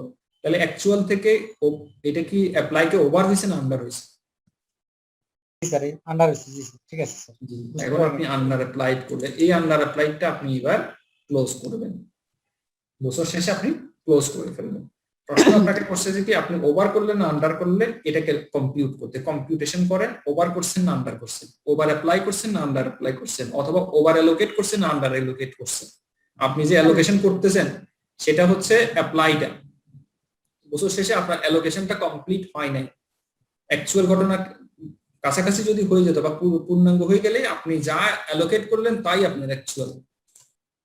আর একটা প্রশ্ন করলো, এটা থিওরিটিক্যাল প্রশ্ন, why is there no under or over allocated overhead under actual costing system? আপনি যদি অ্যাকচুয়াল কস্টিং সিস্টেম করে থাকেন সেক্ষেত্রে ওভার অ্যালোকেটেড অথবা আন্ডার অ্যালোকেটেড থাকে না কেন, বলেন তো দেখি। আর ওখানে যা হয় সেটাই তো লিখি, কারো বেসিসে দিয়ে করি না। আপনার পকেট থেকে যা গেছে তাই আপনি রেকর্ড করে ফেলছেন, সো আপনার ওভার আর আন্ডার হওয়ার কোনো সুযোগ নেই। There is no under or over allocated manufacturing overhead under actual costing because actual costing consider all actual including actual manufacturing overhead. Actual ঘটনার ক্ষেত্রে আপনি always everything actually consider করে থাকেন, সো আপনার ওভার আর আন্ডার হওয়ার কোনো সুযোগই নেই। স্যার এখানে অ্যাকচুয়াল স্যার, কস্টিং এখানে ধরে কি- অ্যাপ্লাই করতে বললে আমরা কিভাবে করতাম এটা, মানে কোন অ্যামাউন্টটা ধরতাম? অ্যাকচুয়াল কস্টিং অ্যাপ্লাই করতে বললে অ্যাকচুয়াল যা ঘটনা ঘটছে তাই করতেন। ঘটনা অ্যাকচুয়াল কোনটা বলেন তো দেখুন। অ্যাকচুয়াল ফ্যাক্ট তো আপনাকে বলে দিচ্ছে 19 লাখ, 14 লাখ 50, 27 লক্ষ 50,000। অ্যাকচুয়াল ঘটনা বললে আপনি এভাবে এটাকে ধরে করতেন। স্যার আমরা নরমালটা কোনটা হতো স্যার এটাই ধরলাম, মানে এই কারণে একটু বুঝতে ঝামেলা হচ্ছিল। না, নরমাল মানে নরমালটা হচ্ছে ম্যাটেরিয়াল এবং লেবারটা হচ্ছে অ্যাকচুয়াল, আর আপনি ওভারহেডটা অ্যাপ্লাই করেন অ্যাজ পার আপনার প্রিডিটারমিন্ড রেট, এটা হচ্ছে নরমাল সিস্টেম, নরমাল কস্টিং। আর অ্যাকচুয়ালটা হচ্ছে আপনার এভরিথিং অ্যাকচুয়াল, যা ঘটছে তাই রেকর্ড, তাই consideration, so nothing is over or under. Sir ম্যাটটাতে অ্যাকচুয়াল মানে ডিরেক্ট ম্যানুফ্যাকচারিং লেবার কস্টকে কেন বাজেটেড ম্যানুফ্যাকচারিং ওভারহেড রেট দিয়ে গুণ করা হয়েছে, মানে 180 রেটটা দিয়ে 190 দিয়ে কেন করে নেই? কোনটাতে আবার বলেন তো, বুঝিনি। স্যার এই যে 3 নাম্বার রিকোয়ারমেন্টে অ্যাকচুয়াল 180 দিয়ে 180% দিয়ে গুণ করা হলো না, ক্যালকুলেশন করা হলো। হ্যাঁ হ্যাঁ এই যে এখানে ওই যে প্রশ্ন বলে দিছি, 180% প্রশ্নে আপনাকে জিজ্ঞেস করছে যে নরমাল কস্টিং সিস্টেমে 3 নম্বর রিকোয়ারমেন্ট তো নাকি?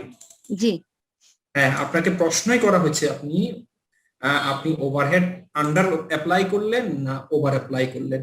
তাহলে আপনি অ্যাপ্লাই করেন হচ্ছে বাজেটেড রেট দিয়ে না অ্যাকচুয়াল রেট দিয়ে? ওভারহেডটা অ্যাপ্লাই করেন কি বাজেটের উপরে, প্রিডিটারমিন্ডের উপরে, না অ্যাকচুয়াল ঘটনার উপরে, কোনটার উপরে?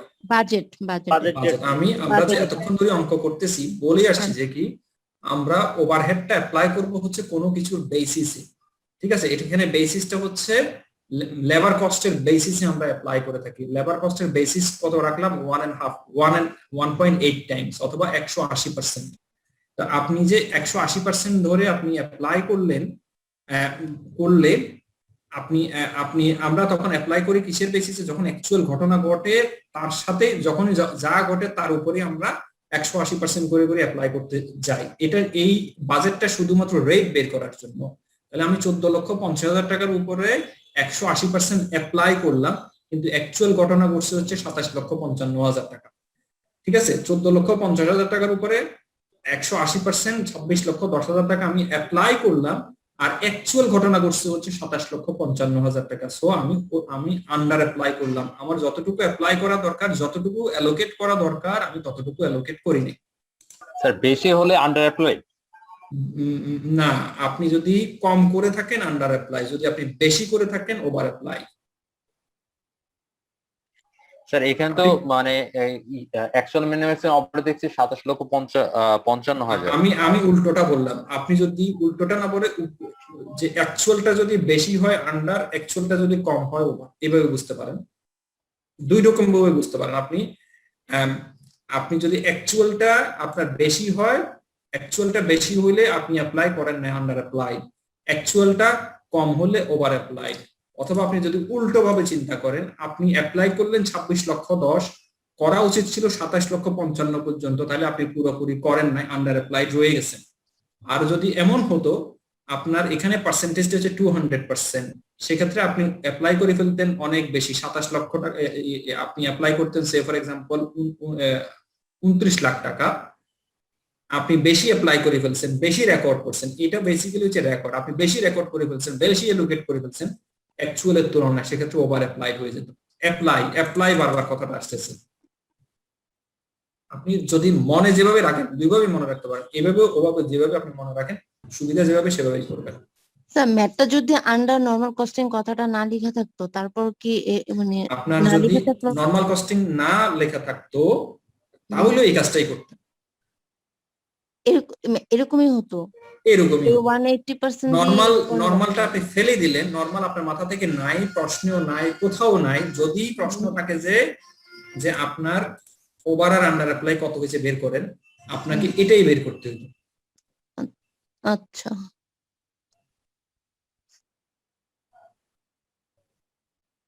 আচ্ছা, আর তাহলে মোটামুটি বুঝতে পারলাম তো। স্যার আমরা কি স্যার এবার বুঝতে পারি এই যে ফেভার এন্ড আনফেভার যেটা বুঝতে পারেন, বুঝতে পারেন। ও মনে রাখা যাচ্ছে, কারণ আমার অ্যাকচুয়াল ছিল 27 লক্ষ টাকা, কিন্তু আমি সারা বছর পর্যন্ত খরচ করছি 26 লক্ষ টাকা, তাহলে 1 লক্ষ টাকা খরচ করেন নাই, খরচ করছেন আপনি 27 লক্ষ টাকা, কিন্তু ওই খরচের এগেইনস্টে আপনি প্রোডাক্টকে অ্যাপ্লাই করছেন, প্রোডাক্টকে আপনি অ্যালোকেট করছেন 26 লক্ষ 10,000। এভাবে বুঝতে হবে। তাহলে আপনি অ্যালোকেট পুরোপুরি করেন নাই, আপনি আন্ডার অ্যালোকেট হয়ে গেছেন। আরো করা যাবে, আর করা যাবে না, তখন তো আর করা শেষ, জবও ক্লোজ হয়ে গেছে, তখন আপনি এটাকে ডিসপোজ অফ করতে হবে। আপনি তখন এটাকে ইনকাম স্টেটমেন্টে চার্জ করে দেবেন। আর থ্যাংক ইউ স্যার এখানে 3 নম্বরে স্যার এই যে লেখা আছে অ্যাকচুয়াল লেবার কস্ট, নিচেও লেখা আছে অ্যাকচুয়াল ম্যানুফ্যাকচারিং ওভারহেড। আমরা যদি নরমাল কস্টিং কথাটা নাও লেখা থাকে, তারপরেও স্যার অ্যাকচুয়াল কথাটার সাথে তো আমরা অ্যাকচুয়াল যে ঘটনা ঘটছে সেটাই তো করার কথা, 190% করার কথা। কেন স্যার আমি 180% লিখবো স্যার? আপনি 190% তো আপনি বছরের প্রথমে জানেন না, মাঝামাঝিতে জানেন না, 190% জানেন হচ্ছে বছর শেষ হওয়ার পর। তাহলে আপনি অ্যাপ্লাই কিসের বেসিসে করবেন? আচ্ছা জি স্যার, বুঝতে পারছি স্যার। আপনি তো অ্যাপ্লাই করার বেসিসটা করে রাখছেন হচ্ছে যে কি আপনি একটা ডিম মামলেট আপনি বিক্রি করলে 5 টাকা করে ওভারহেড অ্যাপ্লাই করবেন, কিন্তু মাস শেষে, বছর শেষে গিয়ে না আপনি যোগ করবেন কত লাভ হলো কত ক্ষতি হলো, আপনি ওভার অ্যালোকেট করলেন না আন্ডার অ্যালোকেট করলেন, আপনি জানেন না।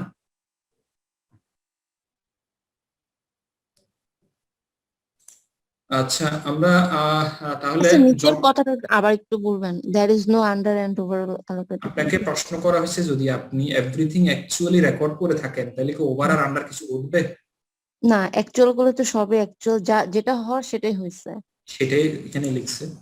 আচ্ছা, সেটাই বলছে যে there is no over or under manufacturing overhead under actual costing system. আপনি অ্যাকচুয়ালি যা ঘটনা ঘটতেছে তাই এভরিথিং যদি রেকর্ড করে থাকেন, আপনি যদি কোনো কিছু বাজেট টাজেট না করেন, রেট টেটে না করেন, তাহলে আপনার এই ঘটনাটা ঘটার সুযোগই নেই। Because actual costing system consider all actual fact including manufacturing overhead. সেক্ষেত্রে অ্যাকচুয়াল ম্যানুফ্যাকচারিং ওভারহেডও আপনি অ্যাকচুয়ালি কনসিডার করেন। আপনি কোনো বাজেট টাজেট আপনি করতেছেন, আপনার যা পকেট থেকে যাচ্ছে তাই রেকর্ড করে ফেলতেছেন, তাই অ্যাকচুয়াল কস্টিং সিস্টেম। সো আপনার কোনো ওভারও নেই, আন্ডারও নেই। জি স্যার, বুঝতে পারছি, থ্যাংক ইউ স্যার। আচ্ছা, আমরা তাহলে জব কস্টিং বুঝতে পারলাম তো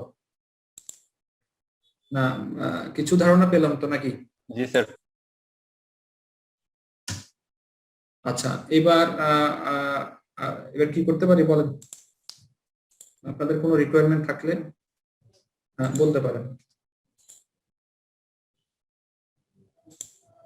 স্যার আগের স্লাইডে যাওয়া যাবে স্যার? আগের চ্যাপ্টারটা স্যার, আগে কি chapter? Chapter 14 sir, capital budgeting sir. হ্যাঁ যাবে।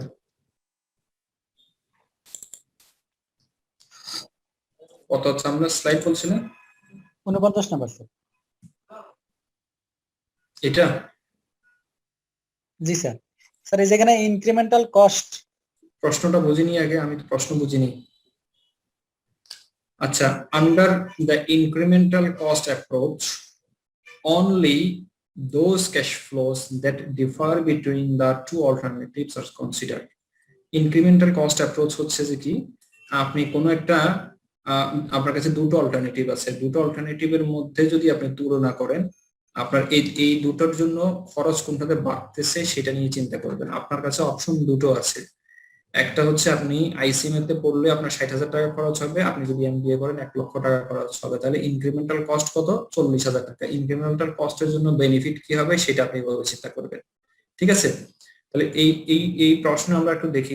Let's look at an analysis of the White company decision using incremental cost approach. আপনারা একটা কাজ করবে, এই কস্টটা যদি বেশি করেন এই বেনিফিটটা বেশি পাবেন, এই এক্সেস কস্টের জন্য এক্সেস বেনিফিট কত পাবেন সেটার বেসিসে ডিসিশনটা হবে। তাহলে আমরা দেখি ইনক্রিমেন্টাল ইনভেস্টমেন্ট কোন একটা কাজের জন্য ইনক্রিমেন্টাল ইনভেস্টমেন্ট হবে হচ্ছে 1,25,000 টাকা, যেটা আজকের দিনে যদি আমি ইনভেস্টমেন্ট করে থাকি আজকে এটার দাম হচ্ছে 1,25,000 টাকা, 1 টাকা কমও না বেশিও না, ঠিক আছে?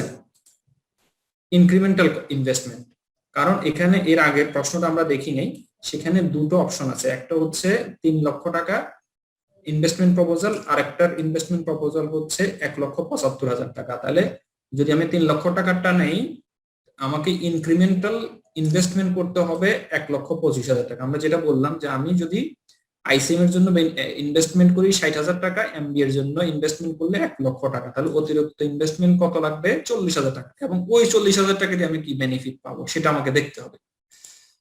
তাহলে incremental cost brushes, incremental cost আমার সেভিংস হচ্ছে বা বেনিফিট পাচ্ছি, এটার কারণে বেনিফিট পাবো হচ্ছে 30,000 টাকা 6 বছর পরে গিয়ে, প্রশ্নে সেভাবে দেওয়া আছে। 6th ইয়ারে গিয়ে আমি 6,000 টাকা 30,000 টাকা অতিরিক্ত বেনিফিট পাবো।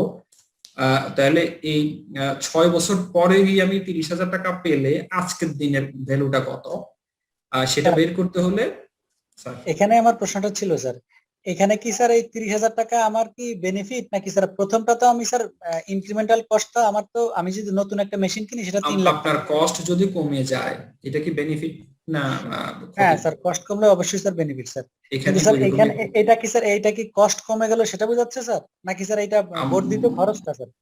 না, খরচ তো হচ্ছে বলতেছে না, খরচ তো হচ্ছে ব্রাশেস অর্থ কি অ্যাবসলিউট অর্থ একটা মেশিনে স্যার একটা ব্রাশ লাগাচ্ছে স্যার 6 বছর পরে একটা ব্রাশ লাগানো লাগবে, সেটার খরচ হচ্ছে স্যার একটা 80,000 টাকা আর 20,000 টাকা স্যার। না, কিন্তু আমার তো প্রশ্নের যে নিয়েছেন আমি প্রশ্নটা করিনি, সেই নেচার অনুসারে আমি বুঝতেছি যে এটা বেনিফিট। আমরা একটু আগে তারপর আবার দরকার হলে পিছনের দিকে ব্যাক করব। যে বেনিফিটটা পাচ্ছি সেটা থেকে 16,920 টাকা আমার বেনিফিট হচ্ছে কস্ট। আরেকটা হচ্ছে এটার কারণে ক্যাশ ফ্লো আমার আসবে 15,000 টাকা করে 10 বছর টানা, 1 থেকে 10 বছর টানা হলে present value annuity factor, present value annuity ফ্যাক্টরের জন্য 10 বছর যদি 10% রেট হয় আমরা রেট ওখান থেকে বের করবো হচ্ছে 6.1, তাহলে বেনিফিট হচ্ছে 92,175। 10 বছর পরে ওই ইকুইপমেন্টটা আমি বিক্রি করে দিব 40,000 টাকা দিয়ে, তাহলে আজকের দিনের ভ্যালু হচ্ছে না সরি, আমার যে ওল্ড ইকুইপমেন্ট আছে সেই ইকুইপমেন্টটা আজকে বিক্রি করে দিব, বিক্রি করে দিলে যদি আমি নিউ মেশিনটা কিনি এই ওল্ড মেশিনটা আমি বিক্রি করে দিলে 40,000 টাকা বেনিফিট। আর salvage value of new equipment 7,000 টাকা, যেটা আমি পাবো 10 বছর পরে, তাহলে সেটাকে আমি ডিসকাউন্টিং করব, ডিসকাউন্টিং করলে এখানে আমার এনপিভি হচ্ছে এটা। এখন আপনার প্রশ্নটা কি? আমি বুঝতে পারছি স্যার, এটা ঠিক আছে, আপনি ঠিক আছে স্যার। এটা হলো আমি যদি 3 লাখ টাকা বিনিয়োগ করি তাহলে ব্রাশ লাগবে 50,000, আর আমি যদি পুরাতনটাই রিমডেল করি সেখানে 1,75,000 টাকা আর 80,000 টাকা ব্রাশ লাগবে। দ্যাট মিনস আমি 1,25,000 টাকা যদি বেশি খরচ করি তাহলে আমার এই 80 বিয়োগ 50 30,000 টাকা আমার সেভ হচ্ছে। জি জি জি জি, কস্ট সেভিংস হচ্ছে, কস্ট সেভিংস। এখানে কিন্তু যদি বলতে ইনক্রিমেন্টাল কস্ট সেভিংস এই কথাটা বললে আপনার কনফিউশন থাকতো না, কিন্তু প্রশ্নের উত্তর দেখে আমি বুঝে গেছি যে প্রশ্ন কি ছিল। Thank you sir. আচ্ছা, আর কি স্যার এখানে আপনি অনেকগুলো। জি স্যার।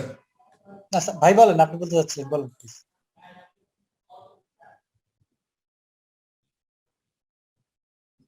একটা প্রশ্ন বলতেছিলেন কে? রবিউল।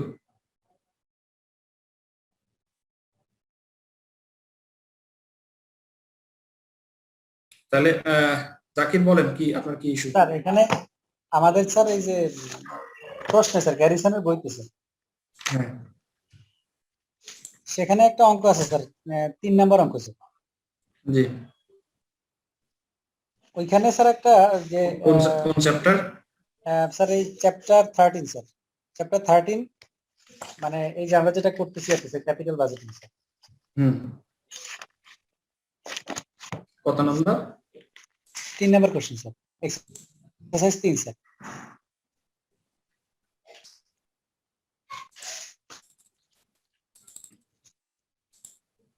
এটা ইন্টারনাল রেট অফ রিটার্ন। জি স্যার, জি sir. Wendell Donut Shopee is investigating the purchase of new 18,600 donut making machine. Acha.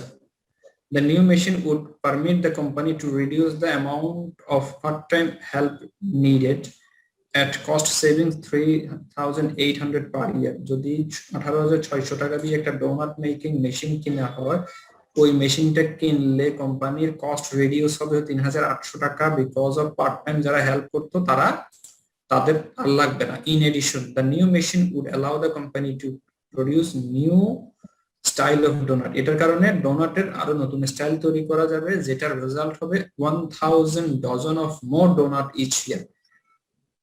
এর কারণে আরো 1,000 অতিরিক্ত ডোনাট বিক্রি করতে পারবেন। The company realise a contribution margin, ওই 1,000 টাকা থেকে 1,000 যে বিক্রি করবে প্রতি ডজন থেকে 1 টাকা 20 পয়সা করে মার্জিন পাবেন, কন্ট্রিবিউশন মার্জিন পাবেন। The new machine would have a 6 years useful life. বলেন প্রবলেম কোথায়? স্যার এখানে 3 এবং 4 এ গিয়ে প্রবলেম স্যার। 3 আমরা পেলাম, 4 তো পাইনি। ও sir, in addition to the data given previously, এটা স্যার এটা তো সমস্যা আছে স্যার। এটা হলো এখানে একটা প্রথম রিকোয়ারমেন্ট হচ্ছে what would be the total annual cash inflows associated with the new machine. এটা কি বুঝছেন? স্যার এখানে যে প্রতি বছর আমার 3,800 করে কস্ট সেভিং হলে 10 বছর টানা সেভিংস হবে নাকি? 10 বছর না, এটা নাকি 5 বছর স্যার। 5 বছর, হ্যাঁ 5 বছর হবে। আর পাশাপাশি পাশাপাশি কন্ট্রিবিউশন মার্জিন 1.2 ইনটু 1000। ওইটা হচ্ছে কস্ট সেভিংস কিন্তু রেভিনিউ, আবার 1 টাকা 20 পয়সা করে আপনি যে সিএম পাচ্ছেন এটাও রেভিনিউ। এই দুটো রেভিনিউ, এটা প্রশ্ন জিজ্ঞেস করলো। Find the internal rate of return promised by the, এটা বের করতে পারছেন কিনা? এটা আমাদের শর্টকাট নিয়মে বের হওয়ার কথা। জি স্যার। ইনভেস্টমেন্ট ডিভাইডেড বাই আপনার অ্যানুয়াল সেভিংস। অ্যানুয়াল সেভিংস হচ্ছে 3,800 যোগ 1 টাকা 1200 হবে, হ্যাঁ 5,000। তাহলে 18,600 কে 5,000 দিয়ে ভাগ করলে যেটা হবে সেটা হচ্ছে প্রেজেন্ট ভ্যালু ফ্যাক্টর। এই প্রেজেন্ট ভ্যালু ফ্যাক্টর 5 ইয়ার্স ধরে মুভ করে যেখানে গিয়ে পার্সেন্টেজ মিলবে সেটাই হচ্ছে ইন্টারনাল রেট অফ রিটার্ন। এখানে প্রশ্নের 3 নাম্বার যেটা ছিল স্যার, যে ইউজিং এক্সিবিট তার বি। আচ্ছা আমি একটু পড়ি। In addition to the data given previously মানে কি বুঝাচ্ছে? আগে যে ডেটাগুলো আছে। আচ্ছা, assume that the machine will have 9,125 salvage value at the end of 6 years. যদি 6 বছর পরে ওই মেশিনটা বিক্রি করে দিয়ে আপনি 9,125 টাকা পান। Under these conditions, compute the internal rate of return nearest whole percentage. এই তো গন্ডগোল বাজাইছে। গন্ডগোলটা হচ্ছে আপনি ইন্টারনাল রেট অফ রিটার্ন দুইটা মেথডে করতে পারেন। এই মেথডে তো আপনি সহজে পেয়ে গেলেন 2 নাম্বার রিকোয়ারমেন্টের। 3 নাম্বার রিকোয়ারমেন্ট অনুসারে আপনার এভাবে আর মিলবে না। এখন আপনি একবার 10% দিয়ে ডিসকাউন্টিং করলে পজিটিভ না নেগেটিভ দেখলে হবে, এরপরে বেশি পার্সেন্টেজ দিয়ে করবেন, করার পর নেগেটিভ বের করবেন। তাহলে একবার পজিটিভ বের করবেন, একবার নেগেটিভ বের করবেন। বের করার পর একটা সূত্র আছে, সূত্র অ্যাপ্লাই করার পর আপনি ইন্টারনাল রেট অফ রিটার্ন পাবেন। স্যার ওই শীটটা গতকালকে আপনি দেখাইছিলেন স্যার আমাদেরকে, স্যার ইন্টারনাল রেট অফ রিটার্নের একটা সূত্র। হ্যাঁ ওইটা আমার প্রশ্নে দেওয়া ছিল। ওইটা যদি কাইন্ডলি স্যার প্রোভাইড করতেন আমাদেরকে, তাহলে স্যার আমরা। ওইটা কি দিইনি আপনাদেরকে? ওইটা দিছিলাম আমি দেখি নাই স্যার। আচ্ছা এটা আমি এখনই দিয়ে দিচ্ছি। ওই শীটগুলো আমি একসাথে আবার 10টা শীট বা 12টা শীট আছে, সব একসাথে দিয়ে দিব, ওই জন্য আর ইয়ে করিনি। আমরা একসাথে দিয়ে দিব, আবারও দিয়ে দিচ্ছি, সব একসাথে দিয়ে দিচ্ছি। এবার স্যারের গোষ্ঠী উদ্ধার করতে পারবেন।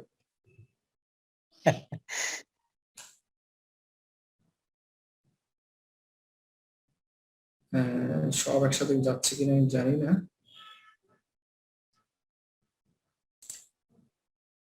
হ্যাঁ যাচ্ছে। স্যার এই 14টা তো মানে আগেই দিয়ে দিয়েছিলেন।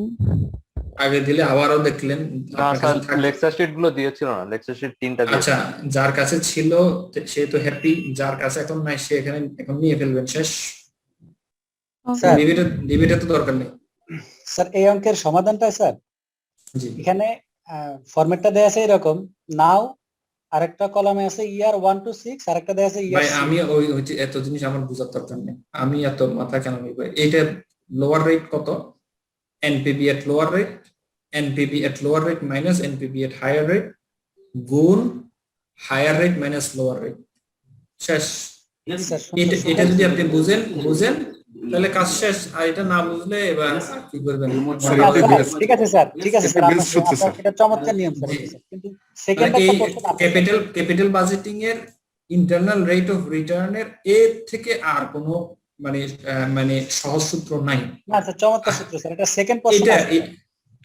এটা আপনি মনে রাখবেন, অলওয়েজ মনে রাখবেন, এটা এখন না আরো পরেও লাগবে, ঠিক আছে স্যার? এই অঙ্কটারই একটা সেকেন্ড কোশ্চেন আছে স্যার। আর সেকেন্ড অপশনে যাব না, বাকিটা এবার আপনি ভাই আমার মাথায় দিবেন। আচ্ছা স্যার, জি স্যার। আমারে আর কষ্ট দিয়ে লাভ কি? না ঠিক আছে, থ্যাংক ইউ স্যার। ওইখানে স্যার হচ্ছে কি, মানে মূলত ফ্যাক্টরটা নিয়ে সমস্যা হচ্ছিল স্যার, মানে 1 থেকে 6 বছরের মাথায় আমরা তাহলে 6 বছরের মাথার ফ্যাক্টরটা ধরবো, দুইটা ফ্যাক্টর দেখা যাচ্ছে স্যার একই ইয়ারে, দুইটা ফ্যাক্টর শো করতে। আচ্ছা, ঠিক আছে, আমরা আর আপনাদের সময় নিব না, আজকে অনেকক্ষণ হয়ে গেছে। জি স্যার, একটা ক্লাস আছে, আরেকটা ক্লাস আছে আপনাদের, আপনারা নেক্সট ক্লাসে চলে যাবেন, আর আমিও চেষ্টা করব এর পরবর্তী ক্লাসে আপনাদের সাথে আরেকটু গল্প গুজব করতে ইনশাআল্লাহ। স্যার আমাদের যে এক্সট্রা ক্লাস নেবেন ওটা কি ইমেলটা শিডিউল আইসিএম মেইলে আসবে, শিডিউল অনুসারে আসবে, আমি বলে দেব। Thank you. আইসিএম এর মেইলে শিডিউল অনুসারে আসবে, কারণ ওরা শিডিউল না দিলে তো আমি কিছু করতে পারবো না। স্যার ওনারা শিডিউল দিছে 9টায়, আমি তো হাফ ক্লাস করতেই পারি নাই কখন? আজকে। পরে আবার মেইল দিছে একটা 15-এ, যেটা আমি চেক করতে পারি না, আমাদের ইলেকট্রিসিটি সমস্যা ছিল তাই। ও, মোবাইলে চেক করে নিতেন, মোবাইলে মেইলটা সেট করে নেন, তাহলে চেক করে নিতে পারবেন। ঠিক আছে, এখন হয়ে গেছে তো হয়ে গেছে, কিছু করার তো নাই। নেক্সট ক্লাস থেকে ইনশাআল্লাহ, নেক্সট ক্লাসে ইনশাআল্লাহ আমরা করব, তবে শনিবারে ইনশাআল্লাহ ক্লাস হবে আশা করি। আপনারা কনফিউজ হওয়ার দরকার নেই, আমি বলে দিব শনিবারে ক্লাস হবে। Thank you sir. যদি আপনারা আসেন আর কি, আমার অতীত অভিজ্ঞতা বলতেছে স্যার আসবেন স্যার আমরা। ও এক্সট্রা ক্লাস দেওয়া হয়, ঠিক আছে, এক্সট্রা তো এক্সট্রাই, দরকার নেই। ঠিক আছে, ভালো থাকেন সবাই, আল্লাহ হাফেজ। Thank you sir. Thank you. আসসালামু আলাইকুম। আসসালাম।